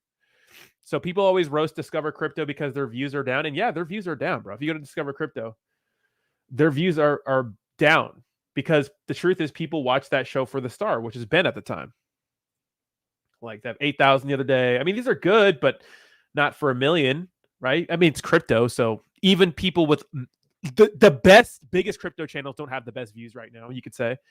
But if you go even back to when Ben Armstrong was on the channel, like way back, they're okay, right? But the new people, who are they going to flock to? So everyone has an equal chance, right? Everyone has an equal chance.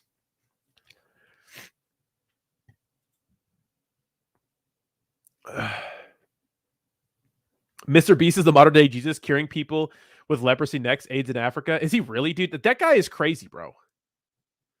Big A says, I wonder if Ray J gets commissions. No, he's actually in a bunch of legal battles with them. So can Mr. Beast do anything about my male pattern baldness?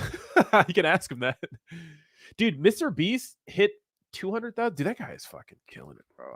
You can only respect that, but you have to respect Mr. Beast, bro. Say what you want about Mr. Beast, bro.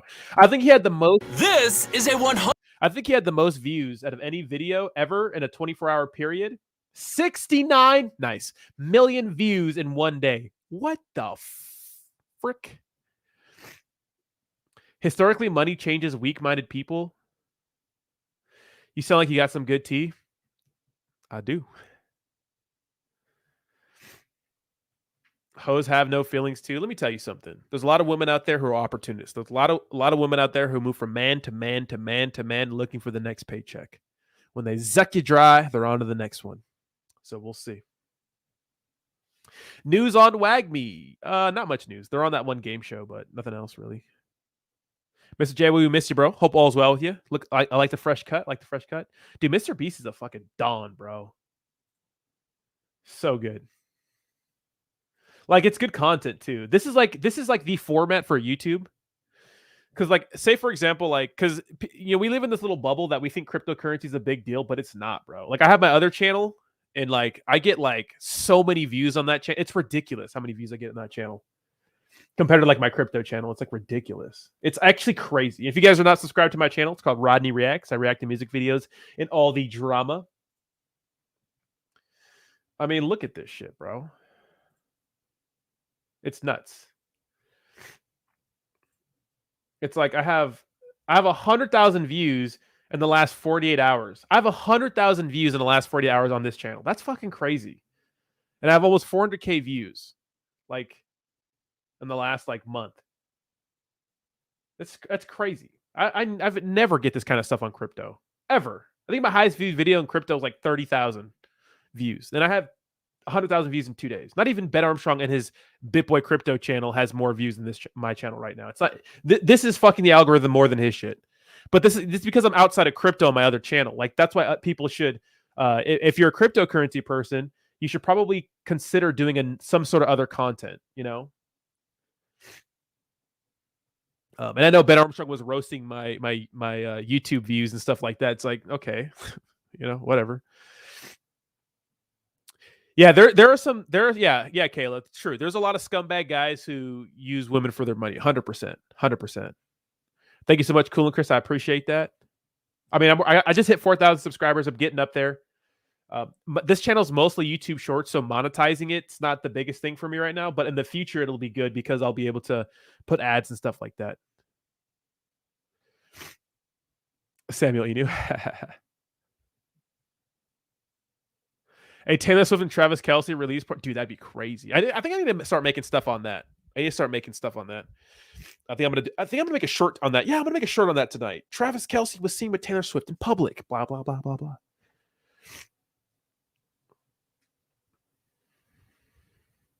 Yeah, Tom McDonald. Yeah, people love Tom. Well, honestly, it's not the Tom McDonald's. I need to react to it's NF and then an artist called Ren that I've been getting the most views. I'm gonna do a reaction to Ren tonight and that Taylor Swift one. I'll do that. Am I monetized on X? Yes. My last paycheck for X was my biggest. It was like $50. So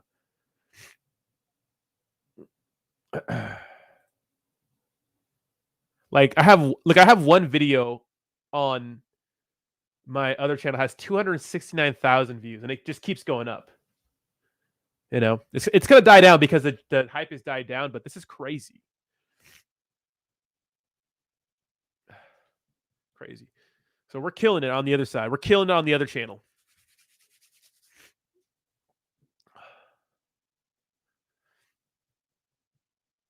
So if we want to talk about numbers, Ben Armstrong, we could talk about numbers.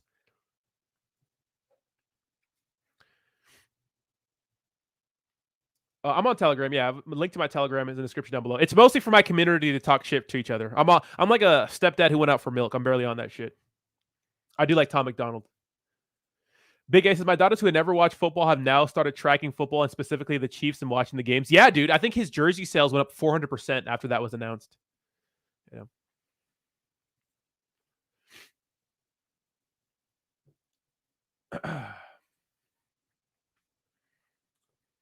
Yeah, YouTube Shorts are the way. YouTube likes shorts. They like shorts.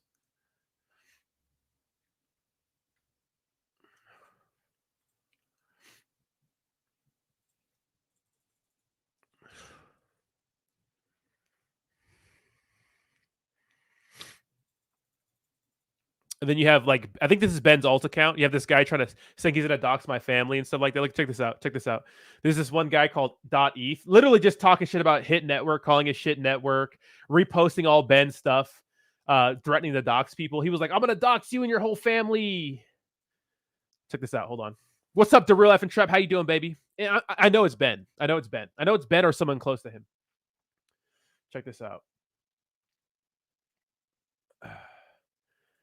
This person says, I know your whole... I reported the post, though. I had to report it. It says, I know your whole family's address location. Stop fighting my bag or I'll dox you. Janet Sorensen, Sherilyn Sorensen. These are all my family. David J. Sorensen. Me. It's all on you. So this person is threatening me. If you don't stop talking about Ben, I'm going to dox your entire family. It's like, I don't give a fuck. Hey, look at me. I don't give a fuck. I don't give a fuck. First of all, I've been doxed already. What's up, Crypto Empress? How you doing, baby? What's up, baby? How you doing? I don't give a fuck. I don't care. I wish somebody would show up to my place. You gotta give a shit. First of all, I'm not close to my family like a lot of people think. This is why I keep my girlfriend off social media and no one knows who she is. Because people are crazy like that. Bro, let me in. That is the real Empress, yeah. That's real Empress. Trying to blackmail me. Talk about blackmail, Ben. We're not stupid. We know whose account this is. You know what I mean? We know whose account this is. You know what I mean?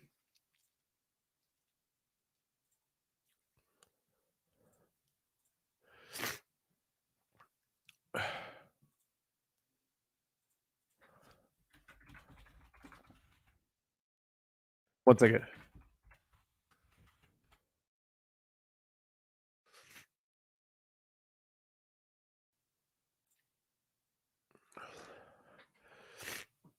Love trolling, Ben. Dude, your troll account's great. You still got that pistol with lever action handy, bro? That I have a 450 Marlin. That thing will whoo. You got no subs? Everybody sub to Kerber. Well, you're doing like Twitter. Your Twitter is crazy though. Like your Twitter is like popping like a motherfucker.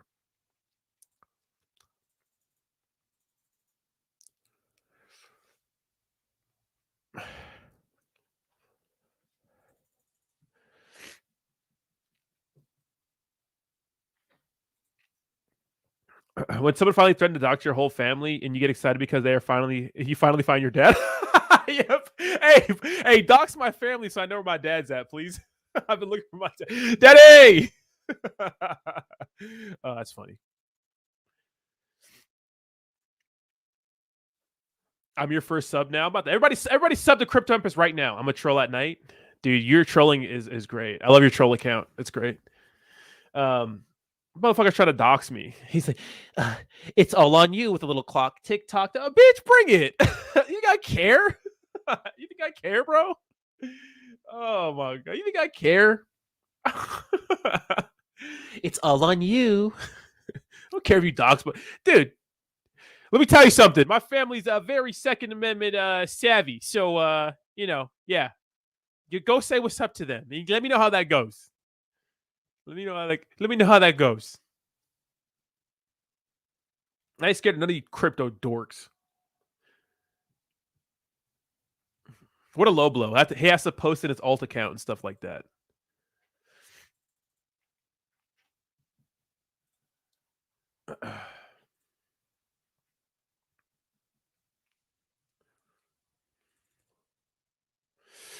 But I'm gonna be back. I'm gonna grab a diet pop. I'll be right back. I'll wait. I'll be back. Let me grab a diet pop. I'll be right back.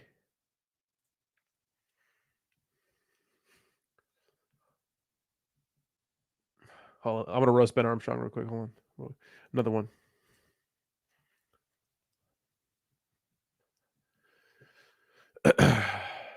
I'm gonna roast Ben here. I'll be right back. Hold on.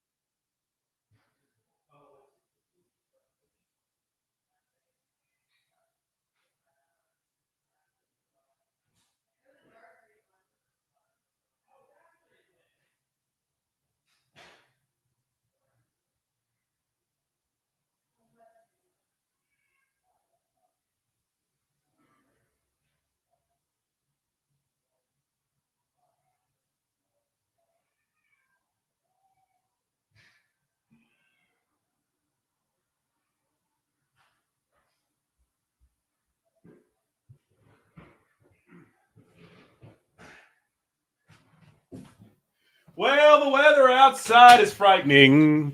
Ben's a little bitch. If there's really no place to go, Ben's a bitch, Ben's a bitch, Ben's a bitch. Sorry. I was in the Christmas spirit. Here comes bitch boy. Here comes bitch boy scamming all his. What's up, Michael? Did someone kidnap Roddy? You're probably. What's up, Sean? How you doing, baby? Sean came here talking shit. Stop fudding pop. Roddy, when you gonna open a Twitter space calling Ben out, we will all join and retweet it. I'll even do a giveaway if he gets in the space. He ain't gonna get in the space, bro. How many followers on social media will Rodney family get after he gets doxxed? They're gonna start a YouTube also. I know, right?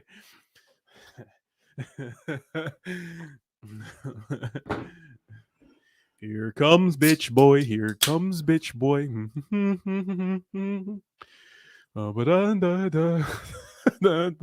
Anybody else in the Christmas spirit?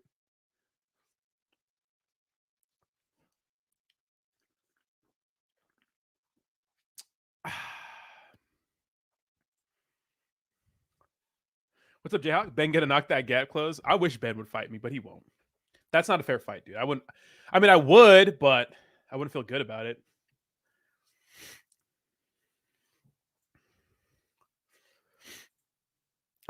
Selmo, only uppity Southern YouTubes call it cokes. The rest of us call it drank.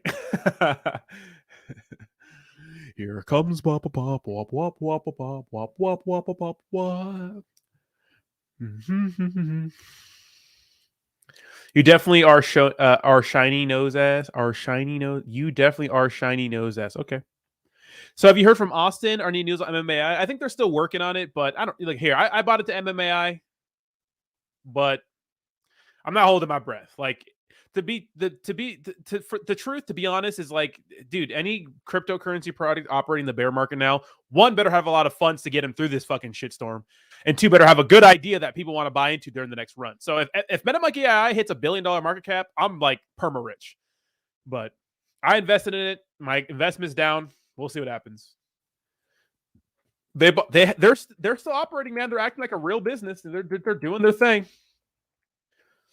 It's at a $1 million market cap. Looks pretty bad. Rodney, stop it. Yeah, what's up, Waddy? How you doing, baby?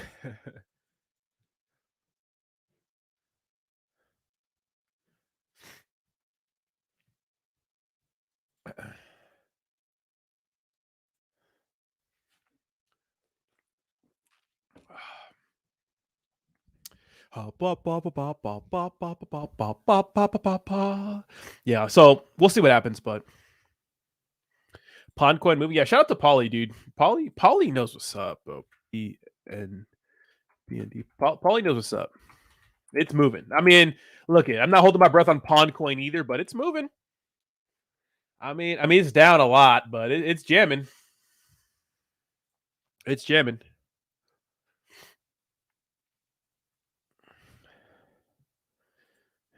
What's up, Steve? Yes, Christmas song. It's jamming. It is jamming, dude. I'm so glad. Travis Kelce finally put Taylor Swift on the map, dude. Without Travis Kelce, bro, Taylor Swift would be nothing, bro. No one even knew who she was before Travis Kelce. I told my girlfriend that. She was appalled. No, Taylor Swift is Taylor Swift is literally larger than life. Larger than life. I do think Quant and H-bar will explode. Yeah, I think they're going to be. Will they do what people are thinking they're going to do? Probably not, but they for sure will explode. Same thing with XRP. Bleeves in this fake ass TS. Look, guys, tomorrow the market may do this or it may do that. I don't really know, but here's a chart. Here's a chart.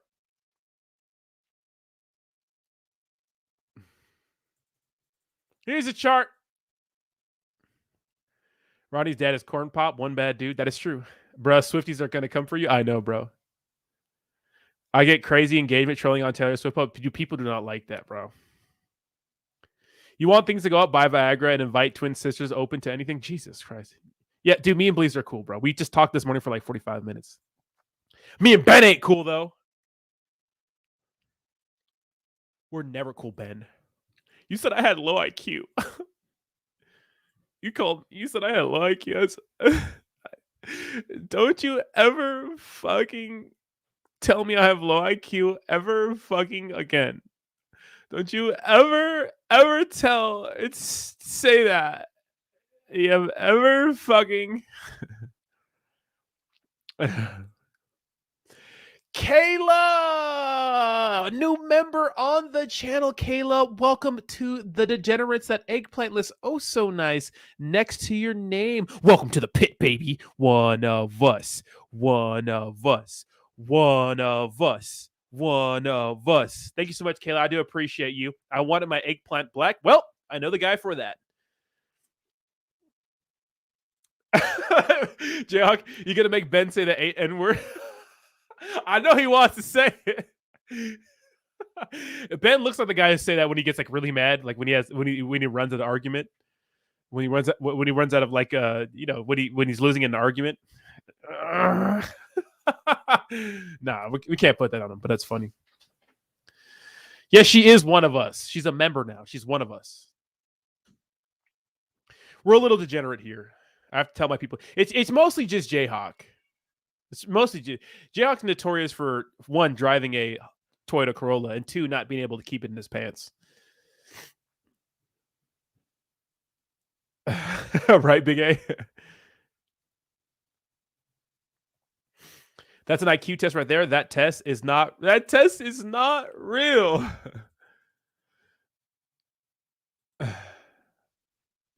I can't believe he would say I have low IQ and so mean. Why would you say that, Ben Armstrong?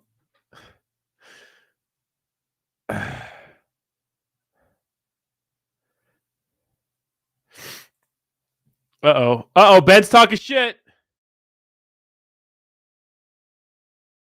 Here it is. Hold on. Ben's going after people. Who's he going after? Brian Evans is behind tons of major pump and dumps. Get the fuck. He tried multiple times to get me involved. Once I wouldn't play ball, Brian and Jet turned to George from Cryptos R Us. I already seen Brian's plan with George. Oh, he will try to use Cryptos. Oh, wait, Cryptos R Us? Wait, what? Wait, I thought Ben and Cryptos R Us were friends. For the record, George is a friend, so I don't hold anything he says about the situation against him. I do not believe George pump and dumps. He is firmly under the persuasion of the snake. Oh my God, dude, Ben, this is bad. Ben, no! Don't call out Cryptos R Us. Oh no, he can't help himself. Oh no. Actually, Cryptos R Us Plus is pretty good. Look at George is a hater. He never reads my comments, even though I was a member on his channel for almost a damn year. But Cryptos R Us Plus is pretty cool. It's actually pretty good. If you guys don't know Cryptos, it's like hold on, see Cryptos. Oh my God, dude, he's going after Cryptos R Us, bro. Here comes Santa Claus. Here come. Like I was watching this. These are pretty good videos. I mean, they're not getting a ton of views, but they're pretty good. Like Blockchain Boy, which is BitBoy's enemy, made a pretty cool video. Check this out. Hello, everybody. Are you ready for This is the guy that was gonna box BitBoy. the next Bitcoin bull run? Strap in, because in today's video, I'm introducing a brand new series right here on Cryptos R Us Plus, Bull Run Prep with yours truly, where we're going down the list on. Let me tell you something. Who does it better than the boy? Who does it better than the boy? Nobody does it better than the boy. Get him out of here. Coin market cap by coin market cap, breaking down the potential each coin has in the next bull run based on 4 criteria: fundamentals, tokenomics, narrative, and potential growth. And we're going to draw a conclusion. Like, these are pretty good. And then this is another one. Only a fool believes that he knows everything. A wise man understands that he knows absolutely nothing. That is the message I hope that you take away from today's show. In today's episode, we're going to be diving into the corruption behind the Ethereum Foundation. Oh, shit. And we're going to be breaking down the #1 lie in crypto: decentralization. You see, not only am I going to prove to you that decentralization can... Bro, you can say what you want about Ethereum, but Ethereum's going to fuck until like for the foreseeable future. Like, there's no ETH killers right now. You know, they're just not. Centralized, decentralized. Obviously, XRP is super centralized. Nobody really cares. They do, but they don't, right? If you care about decentralization, just buy Bitcoin and chill out. cannot exist in a capitalist... But these guys are really good. So, obviously, Cryptos R Us Plus doing something. But I don't know if Ben low-key calling out Cryptos R Us is a good move, but I don't know.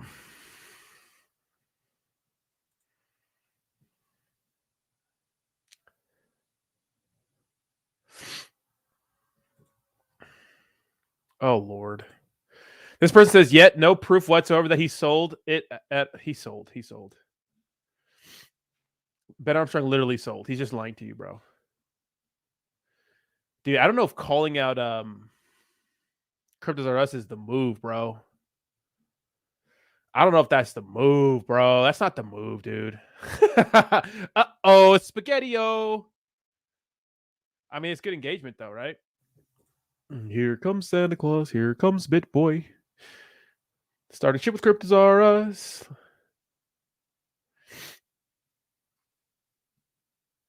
Damn, Cryptos R Us, the CNN of crypto news. I actually don't think Cryptos R Us's news is bad. It's just like kind of boring. It's like, this is why Bitcoin's going to pump tomorrow.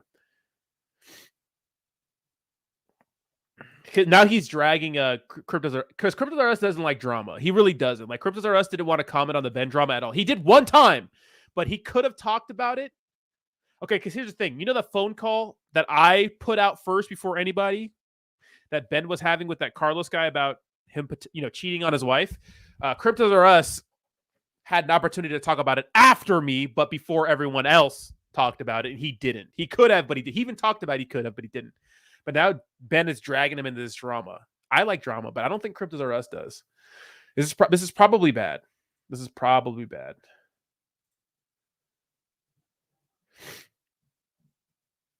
It's probably bad. We're watching Ben professional suicide, if one can call it that. Dude, I know, dude. You know? But Scott actually showed his gangster to Ben, too. That was actually funny.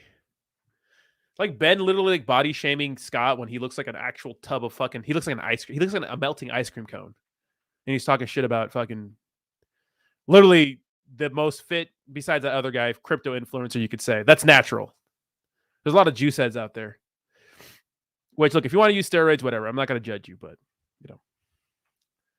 Damn, he's calling out George. Wait, for like George is a friend, so I don't hold anything he says about the situation against him. I do not believe George puppet dumps. He firmly is under the persuasion of Snake Brian.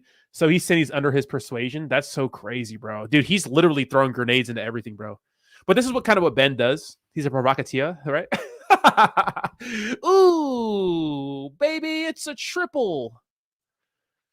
All right, well, we got more stuff to talk about. So this probably just be a good video, TBH.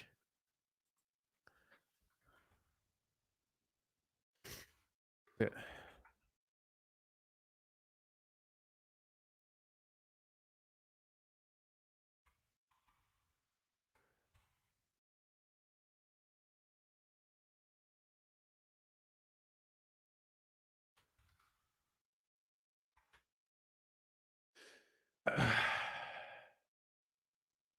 Rodney Ben's attorney left him. Wait, how do you know that? With TN lights. How do you know that? That's a strong statement. Why did Ben's attorney leave him? Why did he leave him? What happened?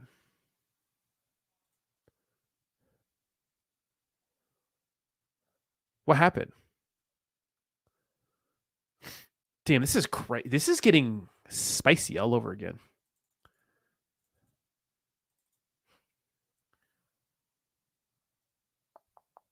Give me 1 second. Damn. Shit. Drama's just happening live, ladies and gentlemen. This is good. It's good. Yes, it's good. This is good. Yes. So last night I went out with my girl. And we came home last night. We bought a bottle of wine. And I dropped the bottle of wine in my driveway. I did it. Ben wanted his attorney to do in the impossible, hard to represent. Wait, Tien, how do you know this, bro? Tien, who are you and how do you know this, bro? What inside information do you have? I can't just run with that story if I have no proof.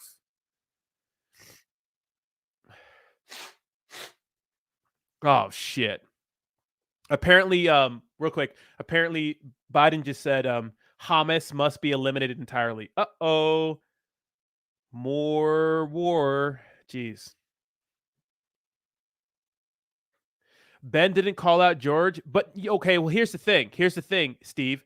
What he's implying is that Cryptos R Us is under the persuasion of these two guys. He's saying he's under their persuasion, which is kind of like little broing Cryptos Are Up. Like, oh, it's okay. You're just being manipulated by these guys. You're under their persuasion.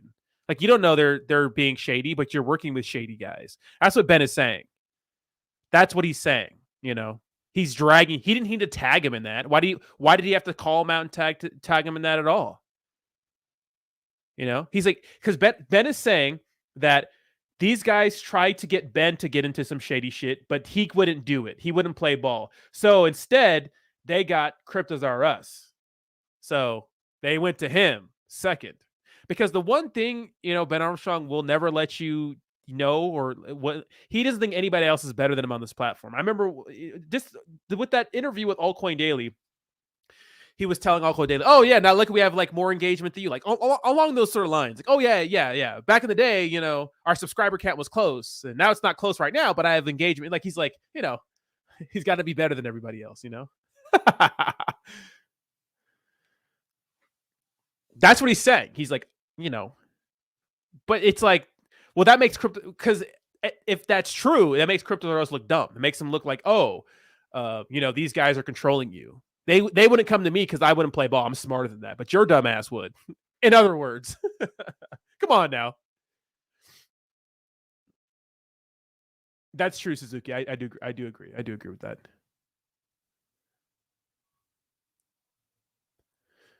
That's true, Steve Jones. Yeah. I'm working with a group of investors who lost a lot of money on Bencoin. We have made multiple visits with the FBI, IRS, GBI, and other agencies in the past 4 weeks. Are you the one on that Twitter page that keeps tagging me and all that stuff? Like you had a 4-hour like meeting with like the FBI or some shit like that?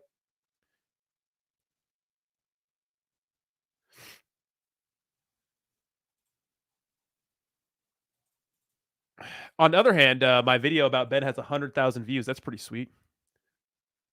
My point is proved in this video. Look at my face. Oh, look at my face. Oh. Are you aware that Cassie Ashley is actually a convicted felon? Oh, yeah, I knew that. But I don't think YouTube did.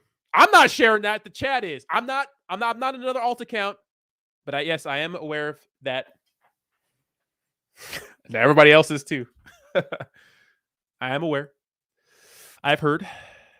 I don't know if it's true or not, but people can say what they want on the internet. So it's on the onus of people to prove that. I don't know. I can't say if it's true or not, but that's the things I'm hearing. So you could, you know,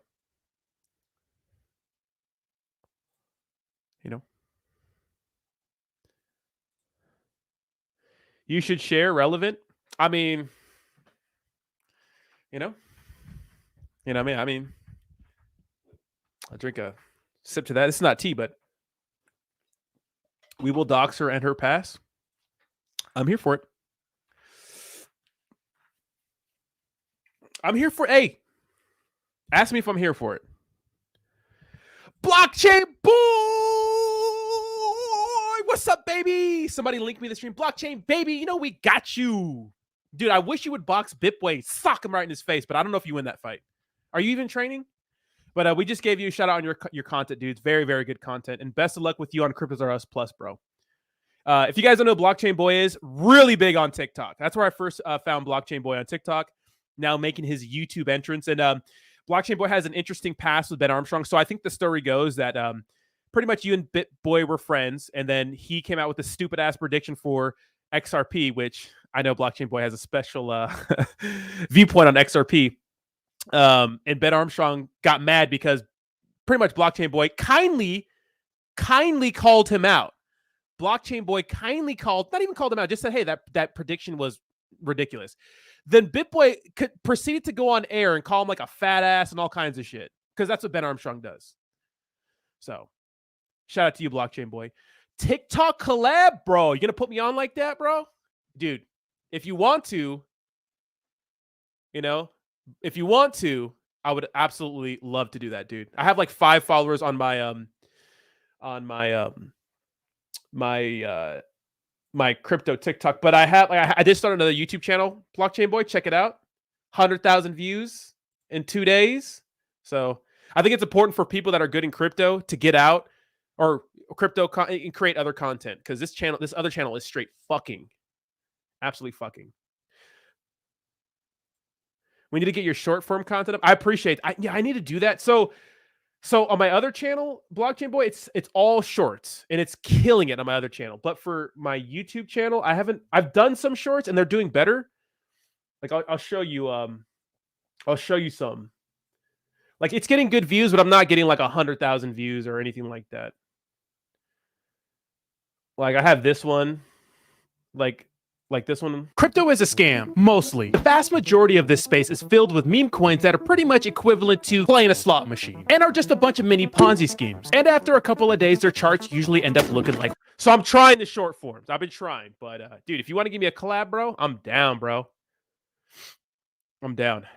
Like these get views, but I can only get like 8,000 views. I can never crack like 10,000 views. I have a few shorts that have 10,000 views, but more.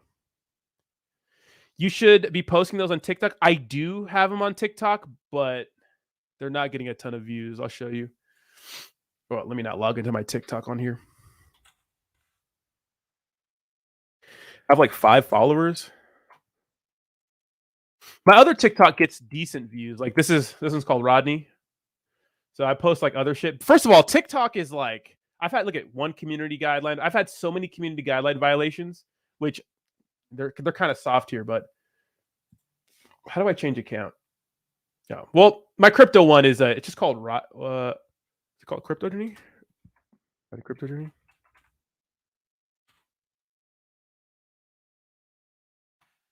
Anyways, I only have like 5 followers. So here it is, 6 followers. My bad. Yeah. So I put them all up, but 30 views, 200 views.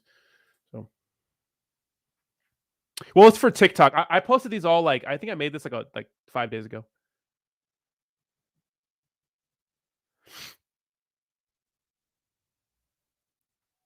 I got straight banned on TikTok. It took a CNBC article to get what did you do? TikTok is weird, bro. Like I put things up on YouTube that YouTube they'll nerf the pay. Like you'll get that the yellow dollar symbol. Like it'll be like sensitive content, which you're not gonna get a lot of advertisements on there. But you could still have it up. Like you can say curse words and shit, but on TikTok you can't do any of that shit, bro. Make sure you mention the little. Oh, was that you, Kayla? Kayla, thank you so much, Kayla. I appreciate you. Thank you so much, Kayla. I want to show people that BitBoy video, that blockchain. But let me see, dude. Did you see that? Wait, did you see this, Blockchain Boy? Like your boss. Well, I don't know if he's actually your boss, but Ben Armstrong is pretty much implying that Crypto RS got duped. Check this out. So he says, Brian Evans, tons of major pump and dumps. He tried multiple times to get me involved. Once I wouldn't play ball, Brian and Jet turned to George from Cryptos RS.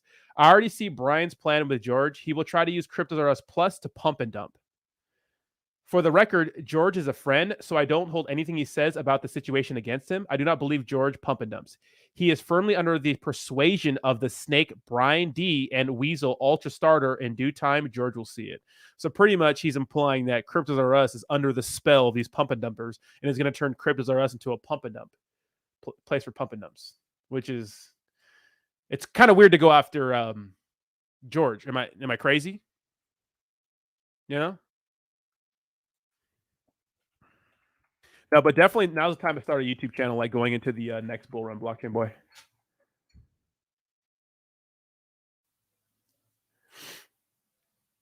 That's crazy, bro. I linked up with the weight team in Vegas this year. I don't know anything about weight at all.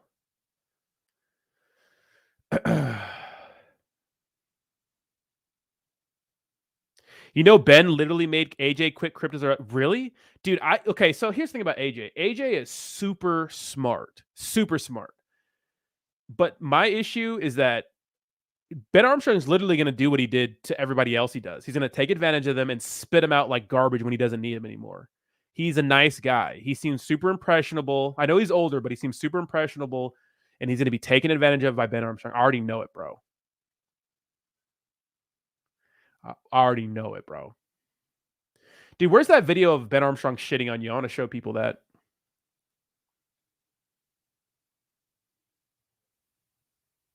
I want to show you that. I want to show people that. It's crazy how many people have Ben's wiener in their mouth, dude. Yeah. You posted the clip on your X account. I'm trying to find it. Okay, yeah, DM it to me, yeah. Unless I find it first. Because AJ is smart. You could tell he's smart, bro. He knows what he's talking. Like when he had a debate with BitBoy the other day, and he like smoked him on like the Crypto Crossfire, which I think is a pretty good show.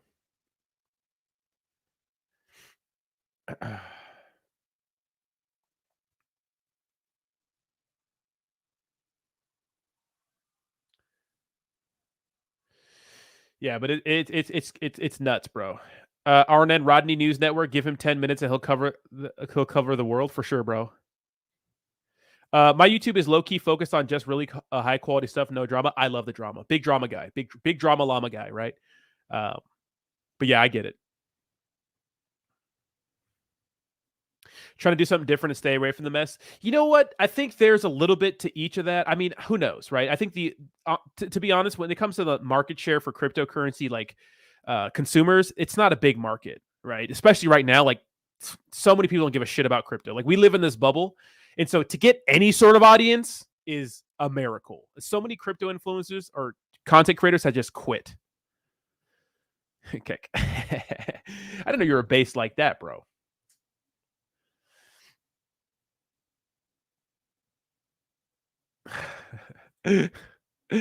Be consistent. I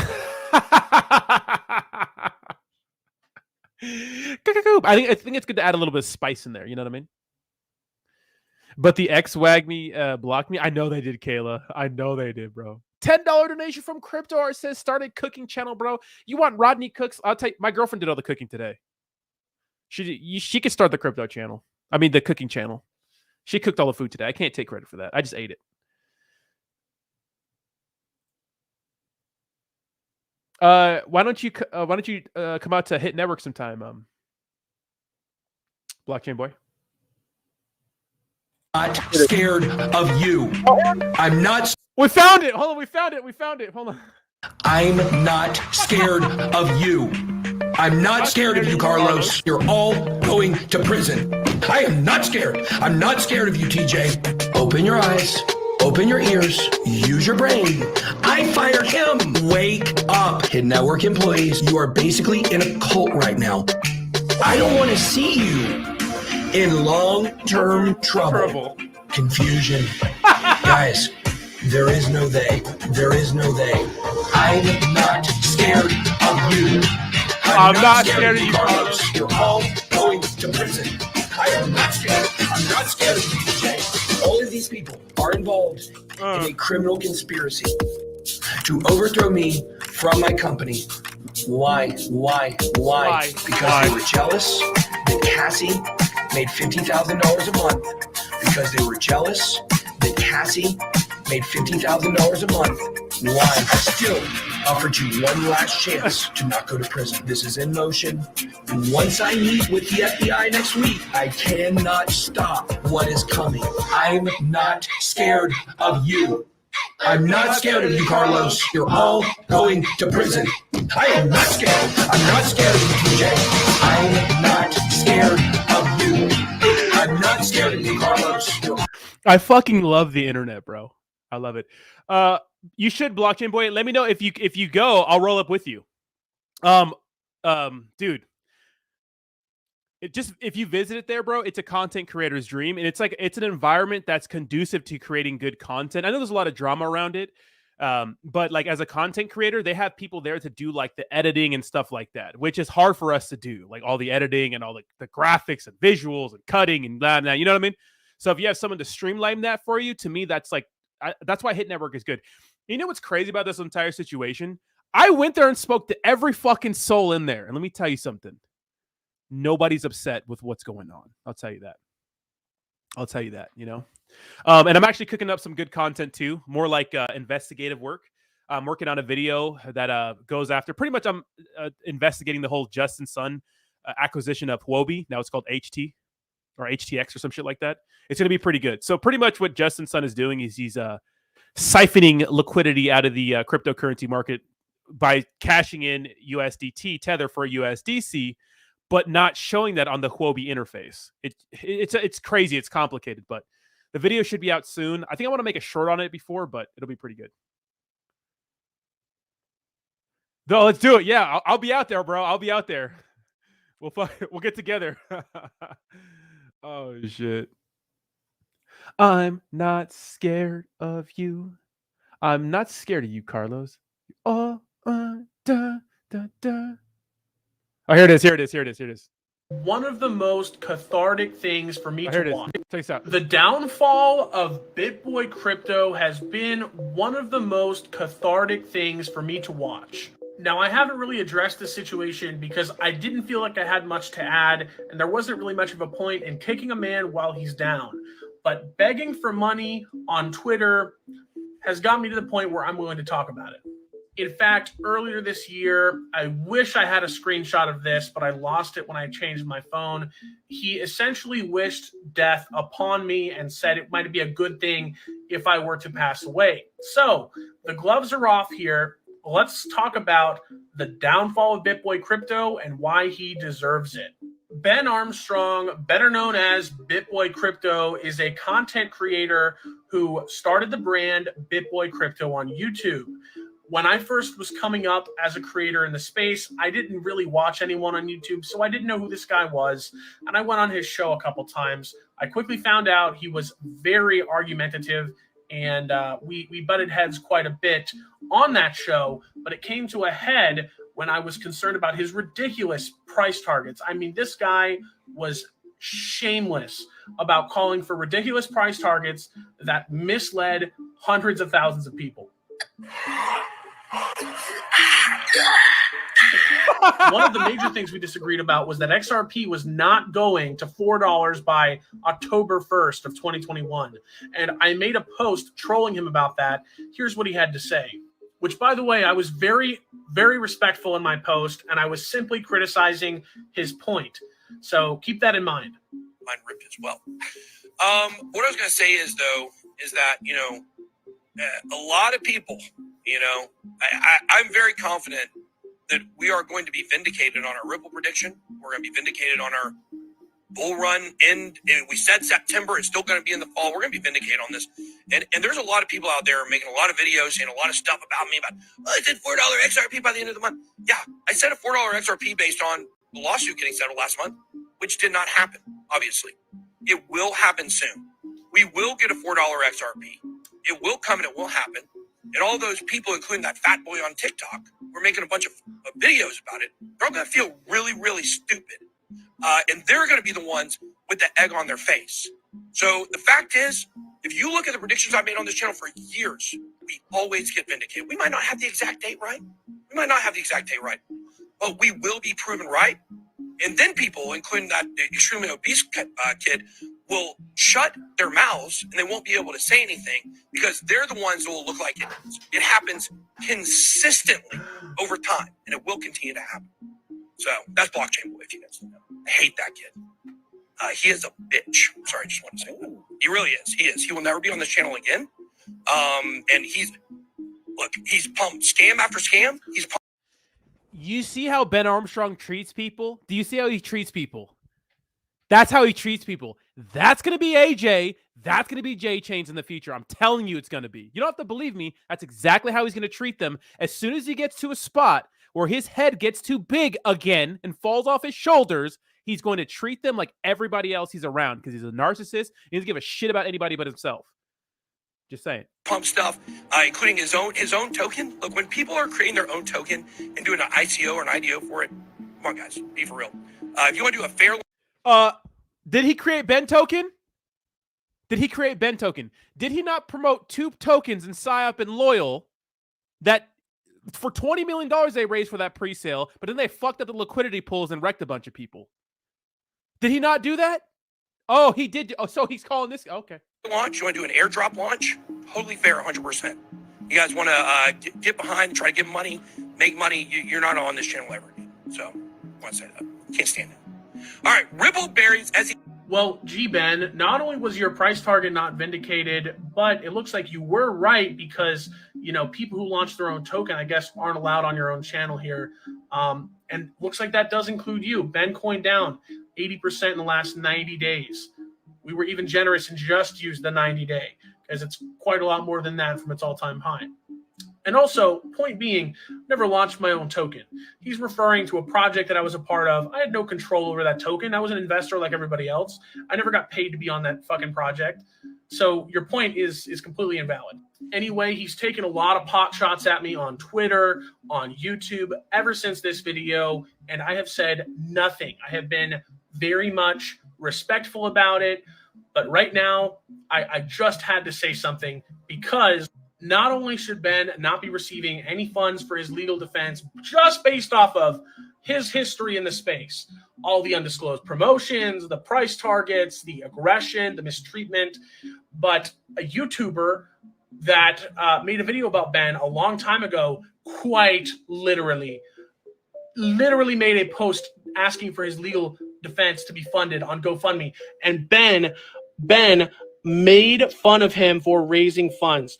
Guys, the hypocrisy, you can cut it with a knife. It's palpable. Now, again, I'm not attacking Ben personally. I'm simply letting his actions speak for him here. That guy.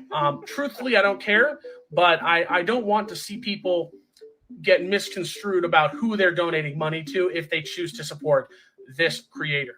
All love to his family. They're not a part of this. And I think, Ben as a person, no one is irredeemable, and hopefully he chooses to see the light and behave in a way that is conductive to, actually, creating a better presence on the internet. Anyways. Yeah, fucking wishful thinking, blockchain boy. He ain't doing any of that shit. Wait till he gets some status again. And first of all, this is a very good video. Shout out to Blockchain Boy over on TikTok. I'll go ahead and put his Twitter in the description if you guys want to give him a follow. Not a ton of people watching this right now, but yeah, you already have a lot of followers. And yes, I am a D1 hater. I am 100% D1, All-American, Heisman Trophy winning hater. Yeah, I do give zero fucks. I do. Yeah, but, yeah, of course, man. Yeah. I'm not scared of you, Carlos. I'm not scared of. Let me know what the collaboration on TikTok will be. I'll get my content ready. We can chat about it and whatnot. But dude, if you want to roll up to Atlanta, get a little crunk, do some content at Hit Network, let me know. They're cooking over there. They're cooking. I'm not scared of you. I'm not scared of you, Carlos. You're all okay. Apparently, Cryptos R Us replied to this. Hold on. Let's see. Did Cryptos R Us reply to this? Let's see. Hold on. No, I guess he didn't. Someone said Cryptos R Us replied to this. This is not good, bro. Wait, maybe because Cryptos R Us be making cryptic. Hold on, maybe Cryptos R Us tweeted about it. He be making some cryptic tweets. Oh shit! Hold on. My response to Ben Armstrong allegations. Oh shit! Welcome back to Cryptos R Us. Oh shit! I'm George. Hold on. Hold on. We're all George. So happy Sunday. It is absolutely beautiful out. Blockchain boy, get the fuck off my screen, bro. Look at Blockchain boy floating up here in the corner, bro. Hold on. Where I am, 60 degrees, the sun's out, and I'm going for a walk. I told you guys I will continue to do these videos. Oh shit! You guys enjoyed the last one so much, and gives me an opportunity to get you guys caught up with some of the things that's going on in my life and with the channels, right? So in this video, there are several things I have to address. Number one, Ben Armstrong had made some damning accusations towards Hourglass, towards Jet, and towards Brian Evans. Oh shit. So number one, I do want to address everything that he said and give you my perspective of everything I have witnessed and everything I've been part of. So yes, that's number one. Number two is I do want to give you guys an update on IFL. Number two, I want to give you guys an update on IFC. Yes, I have a name. It's called IFC. Stands for Influencer Fight Club.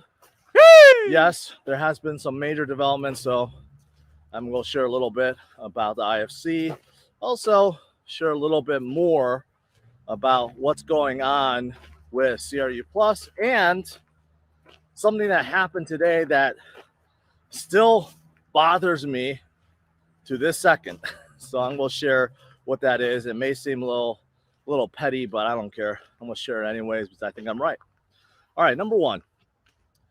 Let's talk about Ben Armstrong, aka X Big Boy. Oh fuck. All right, so you guys know, a lot of you guys know my history with Ben.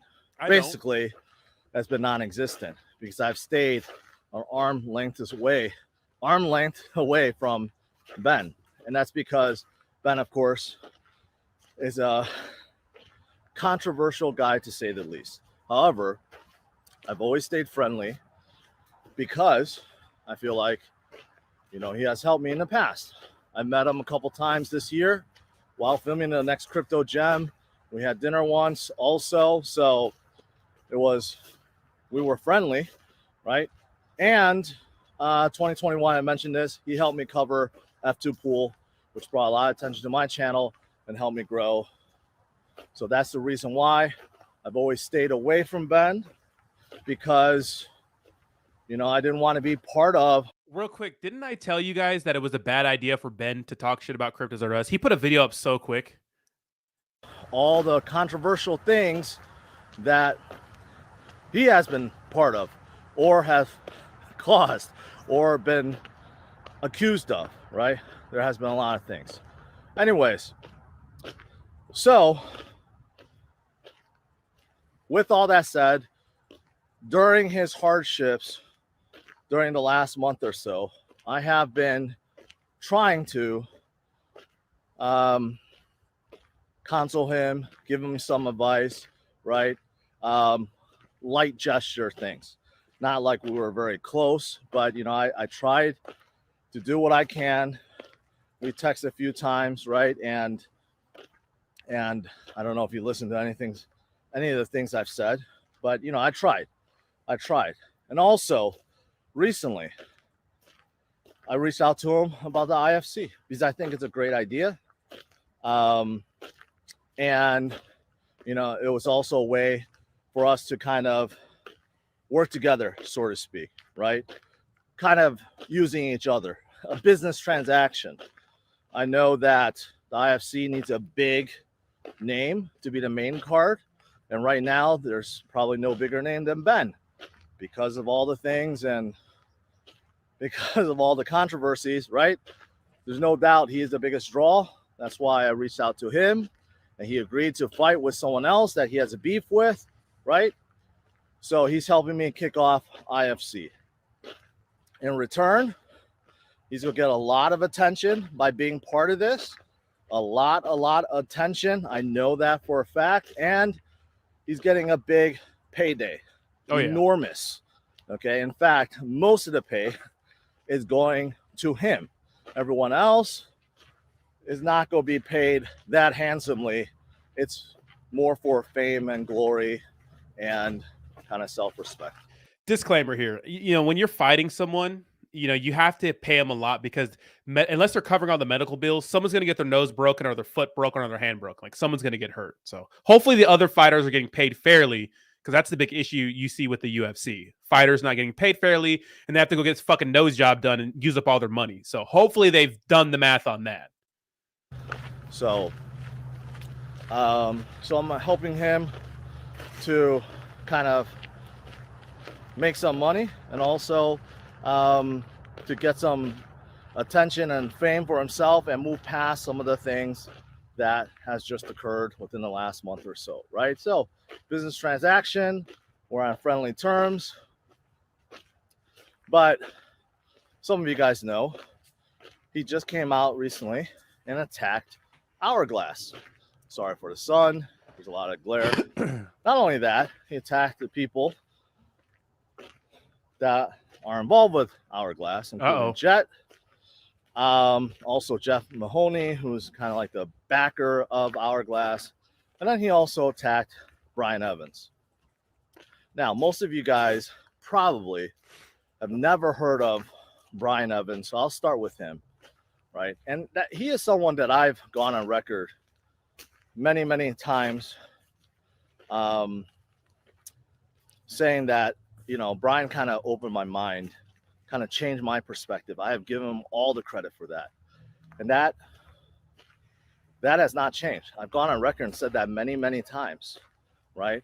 And Brian Evans, he's an investor and entrepreneur, and he has a very wide presence on Twitter, but very not well known on YouTube, certainly not considered an influencer.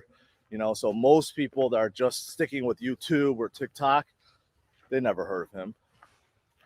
So Brian is someone that I met during the next Crypto Gem.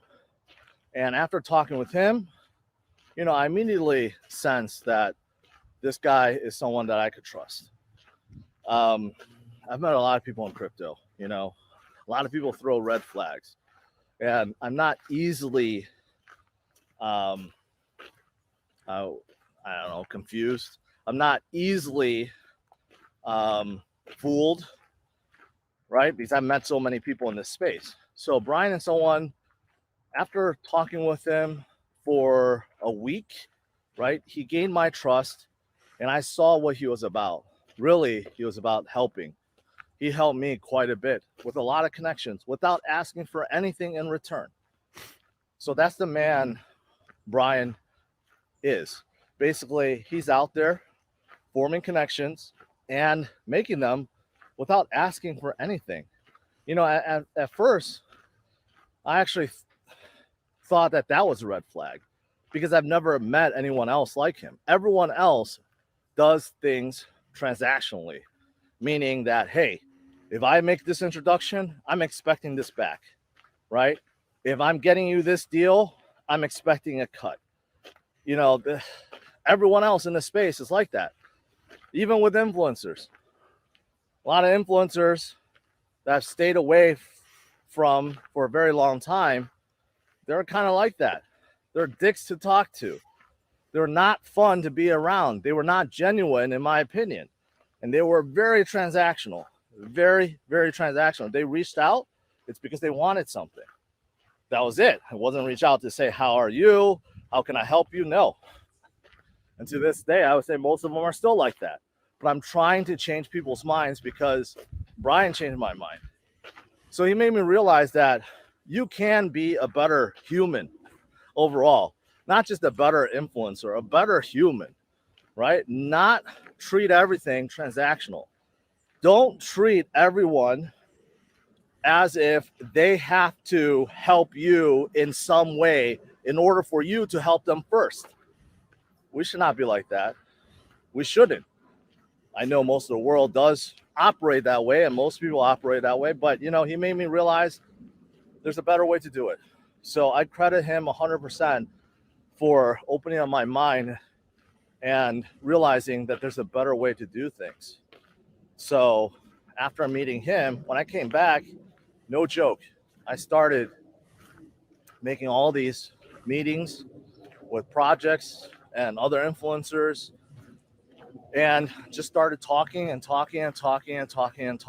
right? I want to be honest, I've never seen Cryptos Are Us and George in this light. I've only seen him as like robotic on his stream.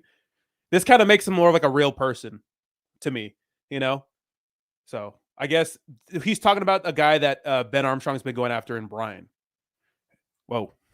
2-3 straight months, I had 3 or 4 meetings per day, nonstop, to kind of get myself out there and get to know people in the space. Okay, so 100% credit to Brian. Now, with that said, Brian is an investor. He's an investor in so many projects, way more than me. That's how he makes his money, by investing in projects, right? He's a pure investor. He's an angel investor and a people connector. Really, that's how I label Brian. So, has he invested in some of the biggest projects out there? Yes. Has he invested in meme coins? Yes. Some that may have gone up and down? Yes. But was he the leader of them? No. Right? So that was one of the things that BitBoy, or Ben, sorry, it's force of habit, kind of hard to stop saying that. That was one of the things that Ben accused Brian of, being a scammer, being a pump and dumper. And and being part of some of these projects that he named, you know, that's just not true. I can't be certain 100%. It's not like I see into Brian's books, but he does share a lot with me. So I know from my experience, he is definitely not a scammer. And he tried very, very hard even to be friendly with Ben. He did. He Ben texted even him. said that in his video about... Yeah, so this Brian guy was texting Ben trying to be friends, and Ben actually just doxed his text message. Not didn't dox him, but it just showed everybody his text message, posted on social media. Wow. Replacing Cassie with Peter of Wise. Now, I have talked to Peter before. He does have a project called Wise. Hold on. So I know from my experience, he is definitely not a scammer. And he tried very, very hard even to be friendly with Ben. Ben even said that in his video about replacing Cassie with Peter of Wise. Now, I have talked to Peter before. He does have a project called Wise, and he has $100 million of Wise locked into Uniswap. He has a very unique system. Now, I'm not an investor of Wise. I have no ties to Wise other than talking to Peter and learning about his DeFi vision. He is definitely a very smart DeFi guy, right? Now, Ben tried to call him out, saying that somehow it's fishy because there's low volume and is making very little money. Well, so does that make it not legit? Javi. I mean, his own screenshot proved that there was $100 million locked in. You can't fake that. It's not fake. So even though there may be low volume, doesn't change the fact that the guy may have the largest liquidity pool on Uniswap with over $100 million. It doesn't change the fact that he is a very smart guy. He might not be right for the role of being COO of BenCoin, but still, that was an honest referral, recommendation. And somehow Ben have turned a nice gesture into an attack. Attack on who? I don't know. Cassie? I don't know if that's how Ben sees it. Like somehow that's attack on Cassie. I mean, that just shows you what Brian is about. Damn. Right? He makes recommendations. He connects people, and you do what you want with that. Right? It might not be the right connection. This is the next grenade. What did I tell you? Ben cannot fucking help himself. He's going to do some stupid shit that's going to make him look dumb. Coming after these guys and crypto, because I didn't know the whole backstory to this. Going after Cryptos R Us and these guys is insane. To protect what he's doing right now is protecting his little side piece, his little sniz on the side. You know what I mean? This is crazy. She's gonna suck him dry in more ways than run and leave him for another dude. Dude, this is crazy. But again, utilizing that as a negative makes no sense. Now, everything else that was said about Brian, how he's part of all these, groups like Forbes, 40 under 40, and all those things, I don't know. Could be true, could not be true. Why does it matter? It doesn't change the fact that he's not a scammer and he tried to help, and somehow this is being turned on him. And he even reached out through a text trying to make amends, trying to make peace, right? Because he doesn't want any of this. And somehow Ben tried to, again, attack him, right? Thinking that was the right move. Clearly it isn't. Right now, Ben needs all the friends he can get. And I don't get why he's trying to attack everyone. So that's number one, Brian Evans. Number two is Hourglass and Chet.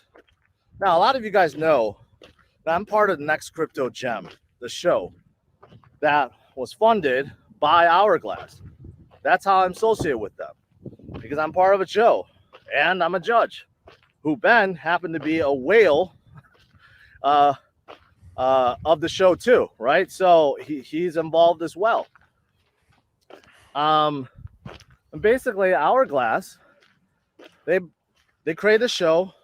I learned a lot from it, met a lot of friends, including Brian and Leia, and also all the projects that were on the show I became very, very close with, including Jamie of Vulcan Forge, Scott and Ian of WagMe, even Phil and Patty of Suka, and let's not forget Dreamer of DFK.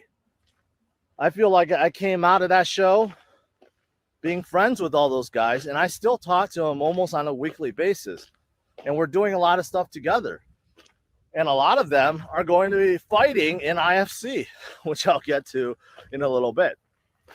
But I could tell you honestly that Hourglass, you know, they did what they can to promote the show, to try to make it as successful as possible. Now, some things didn't go according to plan. For example, distribution, right? It was supposed to be released everywhere worldwide on Insight and Apple TV and Prime and everywhere else. Supposed to happen in August. Unfortunately, it didn't. It got pushed back,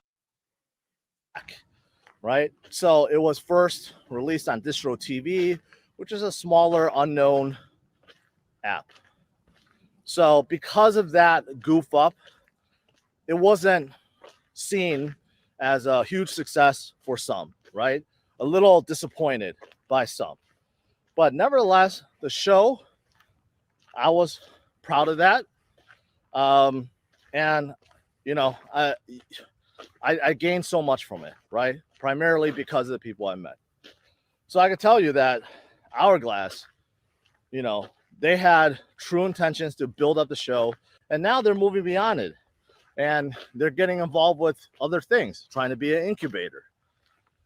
Now, Jet himself, someone that I also met, obviously, during the show. I don't talk to as much to Jet as I do with Brian. First and foremost, Ben's attacks on Jet's height, very uncalled for. Jet is a smaller dude. It's like 5'5", 5'4", 5'5", very small, you know. But so what? Not everyone could be a giant, right? I got fucking, I don't know what's up with this stream. I mean, I'm 5'10", and those guys in the next crypto gem, they towered over me. Jamie from Vulcan. I mean, come on, that's what Ben does, bro. That's what he does, bro. Vulcan, he's 6'4". Okay. Phil, Dreamer, they're both 6'1". I mean, so what? There are tall people in the world, and there are short people in the world. I'm 5'10". I'm taller than Ben. Ben's like 5'8", 5'9", right? So am I gonna go out and call Ben a shorty, a small fellow? Hey, Cryptos Are Us, George. You should roast his ass, baby. You little short, fat slob. That's what I'll call him. You little dweeb. I'll punt BitBoy Crypto, and he's on steroids. All right, I'm done. Right? No, it's so stupid. Like, are we in high school? A little bit. You know, so, you know, Ben wanted to attack Jet because he dumped. He should concentrate on that instead of all the personal attacks on Jet himself. I mean, there's a lot of tall people in the world, okay? Not everyone is gifted or blessed with height. And trust me, I know. I wish I was a 6-footer. I wish I was 6'2", right? But anyways, in this whole thing about Jeff and Jet and this whole thing with Ben Coin, you know what? I stayed far, far, far, far away from that. I never want to be involved with Ben Coin. And I let Ben know that early on. You know, when he first bought it from Ben.eth, he was trying to create some console. He asked me if I want to be part of it. Oh, Ben Of course he did. I said, no thanks. Maybe down the road. Like, I just didn't really want to be part of that. I'm still scared of it, to be honest. Which is fine. Ben could do what he wants with his own coin, right? But this whole thing with Jet and Hourglass dumping, you know, I think most of you guys know that's like a half truth, Okay. There's two sides to every story. It's great to say your side, but not to hear the other side, you know, then you're just hearing half truth. As far as I know, Jeff didn't pay 1.7 million out of the goodness of his heart. He expected something in return. And as an investor who just put in close to $2 million into Bencoin, you got to figure he's asking for something back. Either he expects to get paid back or some other way of getting paid back. And think about it, if you're holding that many Bencoins and then the controversy hit, and I'm not going to go through all of it. Damn, what's up, Awesome? What's up, baby? Awesome in the chat.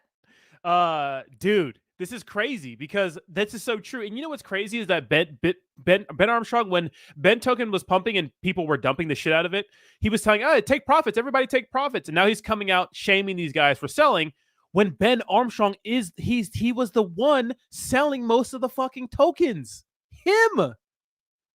You guys know, you know, is it really a surprise that Jeff would want to get out and dissolve himself of everything, right? I mean, that's not really a surprise either. So that's all I'm saying. I have no idea what they did. I have no idea what kind of deal they made. I hear what I hear from both sides, and I try to piece it together, okay? And I'm just saying, it's great when you tell half the story, but then you don't cover the missing elements of the story. Then of course it looks one-sided and looks like you're correct. That's I think people know better. I didn't even have to really address it, but I did, okay? Because, you know, I just feel like I said at the beginning, I stayed arm length away from Ben. I didn't want to be part or caught in any of the You know what's crazy is that George has been really like supportive of Ben. Like he could have reported, because I reported on the whole phone call where Ben Armstrong was literally he was talking to Carlos on the phone when we found out he was cheating on his wife. Cryptos R Us could have been the first big crypto YouTube channel to talk about it. I'm a small YouTube channel. He could have talked about it. He had the information around the time I did, but he didn't. He did. Everybody else would have. I did, because that's what right my alley, but he didn't. It's crazy to see Ben go after him and other people he's associated with. Nuts. Controversial things, but you know, now he's attacking people that I'm close with, right? So I have to address it. I'm not going to attack Ben, okay? I'm not. And of course, like I said, we're still working together on IFC, but still, I can't hold my tongue any longer when he starts attacking that people that I respect, people that I'm working with, because I know they are not who Ben describes them as, okay? They are not the evil scammers that he has portrayed, and all the personal attacks on them are just 100% uncalled for. All right, that was long. I spoke for 24 minutes already, so I was trying to keep this video short. Anyways, now let's talk about the IFC, since I just hinted at it. I do want to hear the IFC is underway. So I've been talking closely with the Karate Combat guys. They are preparing contracts. I've asked for the name, address, and email of all the fighters. I have 7 confirmed fights, waiting for an 8th. That is probably going to be confirmed tomorrow on Monday, right? Including a female pair, which will be nice, quite interesting. So I'm hoping to get that settled. So obviously you guys know Ben is the main card to this event, right? Hopefully that doesn't change. Hopefully he still wants to be, right? After this video. If not, I can understand, but you know, I still want him to be involved. He's going to be the main card. He's making a ton of money from this, and he's going to get a lot of attention, that's for sure. And who he's fighting is someone also equally as big in size and stature. So someone that I think will be a very good fight for him. Okay. In case it doesn't work out, I have someone on standby as a they're karate combat fighting rules. So it's pretty much just stand-up. It's pretty much like kickboxing with a little bit of takedowns, but you can't be on the ground for more than 5 minutes. The organization is run by George St. Pierre and Bass Ruin. I'm a huge fan of those guys. I understand the rules completely. I like karate combat because it really it encourages people to stand up and throw hands, right? No takedowns, no jiu-jitsu, no grappling. Although that's part of MMA, people like to see people punching and kicking. contingency. Now, there are other fighters that are all locked in. There are a few, I will say, that have been a pain in the butt for me because they're trying to get other people involved. Lock me in outside the industry. Lock me in, baby. Messing things up, and they're trying to create all this wrong hype on Twitter, trying to call out certain fighters and so forth, right? No, cryptos are George. This is what you want. You want the bad blood, George. You want the drama. You need that. This is why influencer boxing is so big. This is why Logan Paul and these motherfuckers get so many people watching them because of the drama, the shit talking. You gotta do that. That's what the people want. They don't want like respect. They want to see people talk shit and beat each other's asses. That's what people want. That's what they want. Not what I had in mind. So I'm hoping that they stop and they know who I'm talking about. Jay Chainsaw. Please stop trying to get other people involved. Let's get this first one done. Let's make it as successful as possible. And then we can move forward. If this league takes off after this first fight, there will be many, many others after this. And I have no doubt this is going to be absolutely huge. Just look at the recent fight, the Logan Paul fight, right? Like, I know he's been building up, but his latest fight, even though his opponent, Dylan, whoever, Danis, turned out that he was not a fighter and he threw very little punches. I mean, that fight was broadcasted everywhere. Pay-per-view, ESPN. You know why? Because they were talking shit to each other. And everywhere, right? The amount of attention influencers get is only going up. Traditional media, traditional entertainment are dying, and you guys know that. How often do you even really pull up a show on Netflix these days? For me, very little. Like, I have probably 5 streaming channels. I maybe watch 1 or 2 shows per week. That's it. It's been very little time. It's all about being on YouTube or Instagram or TikTok, right? So influencers are only getting more powerful, more attention. And that's why I think the IFC is going to be absolutely huge. So I am working my butt off and making this happen and making sure that it goes smoothly. Okay, so that's the latest. A lot of exclusive content for every fighter that joins on, no matter who they are. The top from Ben all the way to the lowest. They will guarantee be getting a ton of attention. A ton of attention to themselves, to their brand, to their channels, right? And they can build off of it. So they know this. So even though they're not getting paid an enormous amount, although I'm not going to say it's too shabby either for this fight, they're going to get a ton of glory and fame from this, right? So that's IFC. Still working on it, but contracts should be out shortly. Gear, merch, everything will be going out shortly too. So yeah. So it's underway. I'm excited about it. I'm very excited about it. Some people can say, well, it's a total clown show, and it could be. But still, I think it could be a hugely successful thing. I think a lot of people want to prove themselves, and this is a way to do it. Not only mentally, but physically, and they will get a ton of attention to themselves, that's for sure. So that's the IFC. As for CRU Plus, still underway. Unfortunately, 2 of my hosts, they've been dragging their feet a little bit. Blockchain Boy, he had 1 video out, kind of, had some set issues. So hopefully he could get it together and start pumping out fantastic videos like I know he can.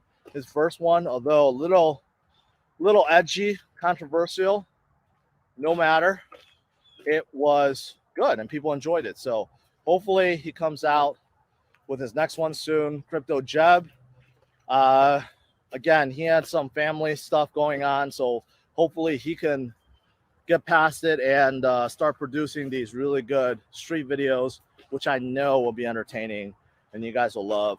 So look forward to that as well, right? And everything from the IFC will be on CRU Plus. That's the thing. Cryptos Are Us Plus is going to be the hottest channel after IFC starts. There's no doubt about it.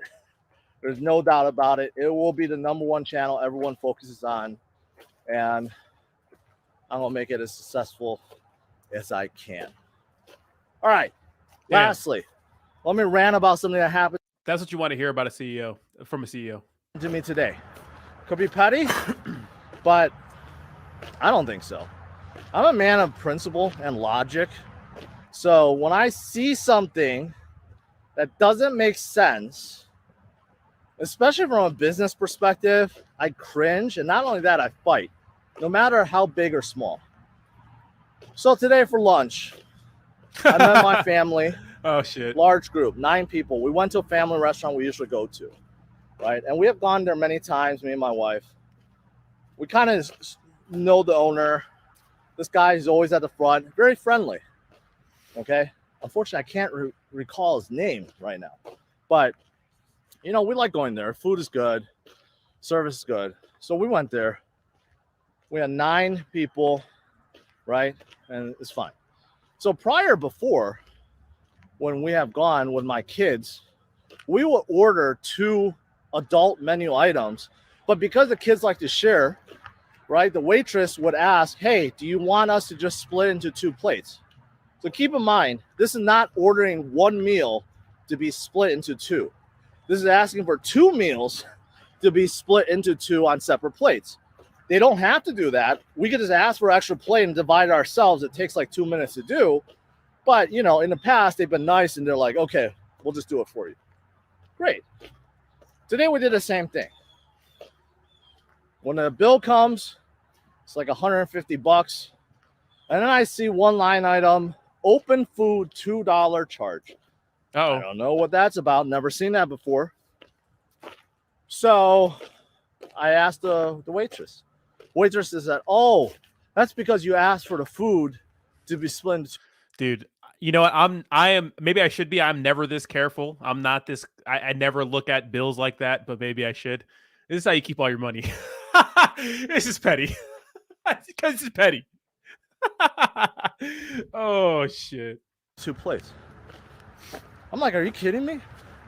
I just spent $150 and I purchased 2 adult-sized meals and split them into 2 plates, right? Again, this is not like ordering one thing to be split into 2, because I know like restaurants hate that. And it's not like ordering 1 kid's meal. This is 2 full-size adult plates. We simply, you know, asked them to put it in 2 plates. Just like it's $2. I'm like, that's outrageous. You guys have never charged that before. I've been here before with my kids. Nutty. Right? Can you go ask the manager, please? She finds someone else I've never seen before that was also dressed as a waitress. But I have a feeling she's probably the store owner's wife. Very mad. Came in, ugly face, and basically said, hey, you know what? Our menu, and she keeps pointing at our menu. Our menu says if you split, it's a $2 charge. I'm like, I understand if it's 1 plate split into 2, right? But I ordered 2 plates. And we never had this before. Rather than apologizing, rather than saying, okay, you know, but, you know, it's our policy, she became more aggressive. She's like, oh, so you had 2 plates. So we should be charging $4 instead of $2. Uh-oh. I'm like, are you serious? And she keeps pointing at the menu. She's just like, yeah, this is what the menu says. I have to follow the menu. And I'm like, let me speak to the owner, which is the gentleman at the front. She's like, no, I'm the owner. I'm like, really? She's like, yeah, I'm owner. I'm like, but what about the gentleman at the front? She's like, oh, yeah, he's an owner too. I'm like, I like to speak to him. Again, total bitch face. Left for 10 minutes. The waitress came back and said, "Oh yeah, it's taken care of." I love when regular ass people that are online who never show their persona talk a little bit of shit, because I know this is why I like Donald Trump sometimes. It's because he just talks the way everyone talks behind closed doors. You know, everyone talks a little bit of shit. You know, we're all human beings. I love this. Keep it going. Like I thought it would be. To argue about $2 over a $150 bill, stupid. I paid. I even left a 20% tip. I could have just left 0, right? But it was not the waitress' fault. So I left 20% tip. On our way out, that bitch standing by the doorway. Oh, shit. Oh, fuck. Oh, my God. Eyeing us down. Every single one. All of us saw that. Now, the owner, who could possibly be the husband, was standing and coming out of the kitchen and say, "Hey, have a nice day." I have a feeling she didn't even tell him. Because had he known, he would have stopped this immediately, because we've been there so many times. He knows us. Damn. Right? And I felt awkward. I didn't want to pull him to the side and say, "Hey, look at what that bitch just did to us." Oh, shit. So, yeah, that bothers the hell out of me. You know, that's just stupid business. This is really stupid business. So It's very stupid business. If you have a customer that comes to your restaurant frequently and spends a large amount of money and, you know, doesn't cause any trouble, and you're fucking trying to fleece them with $2 extra, you know, instead of saying, "Hey, that's our," like, even if it was a policy saying, "Hey, you know, like, we can make, you know, hey, you're always here a lot, let's hook you up." You know, you don't got to stick to the rules all the time. You know what I mean? Stupid way to run a restaurant. You know, I have a feeling that she's the wife and she doesn't like go there very often, and she was not in a good mood or whatever.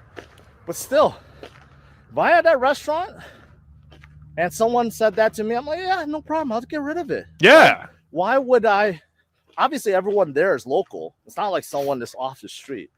You know, it's all local people. Why would you want to stop that? I was telling my wife and family that had they not removed that $2, I would never go back in there again. Because there's like 10 family restaurants around where I live. There's so many to choose from. We don't have to be there, right? So, bottom line is, I thought it was just very stupid. As a business owner, if she truly was an owner, right? It's pretty dumb. She Yeah. should have just not argued, apologized, and gave it to us. And it made it worse because when she came back to our table, she's like, "Oh, no, I should charge you for 2 open orders. I should charge you $4. I mean, come on. You know, luckily she's not there all the time, because if she was truly there all the time enforcing this, that place would have closed down a long time ago. All right, guys. That was a long. Damn, come on. What? Long video. So I've been walking a while, according to, about 5,000 steps. So there you have it. Hopefully you guys enjoyed this. This video went a little bit long, but you know, I had to say my piece about Hourglass, about Brian and Jet, Ben, about the IFC, and about this. So leave your opinions in the comments below, and I'll see you guys later. Bye-bye. Jeez. Rodney has that bachelor pad, black layer. No, I don't have the bachelor pad. I was living in an Airbnb. It wasn't a bachelor pad, but it was kind of nice. It was like right on the beach. Like literally, I just went out of my place and walked right onto the beach. So it was nice. Damn. I love to see this kind of George. I love to see it. I love it. But guys, I'm going to get out of here for the night, guys. I still have to make other content on my other channel, and my girlfriend wants me to hang out. So got to hang out with the girlie for a little bit. But this is good. This is the these are the nemesis arcs we need. So we'll see. I know Ben Armstrong is going to make some fucking. Ben cannot help himself. This is literally people have like said like not even controversial things about Ben. He's come on full attack. So I guarantee you he's going to come on full attack for Cryptos R Us, which may be stupid because his fight is going to give him a fat paycheck, and we know he needs the money right now. So All I got to say is put me on the card, Cryptos R Us. Come on, put me on the card, baby. Put me on. But all right, guys, y'all have a good night. Boo this man. And I will see you tomorrow morning at 8 a.m. Bye-bye now. Bye-bye. Bye-bye now. Bye-bye. Boo this man. Later, guys.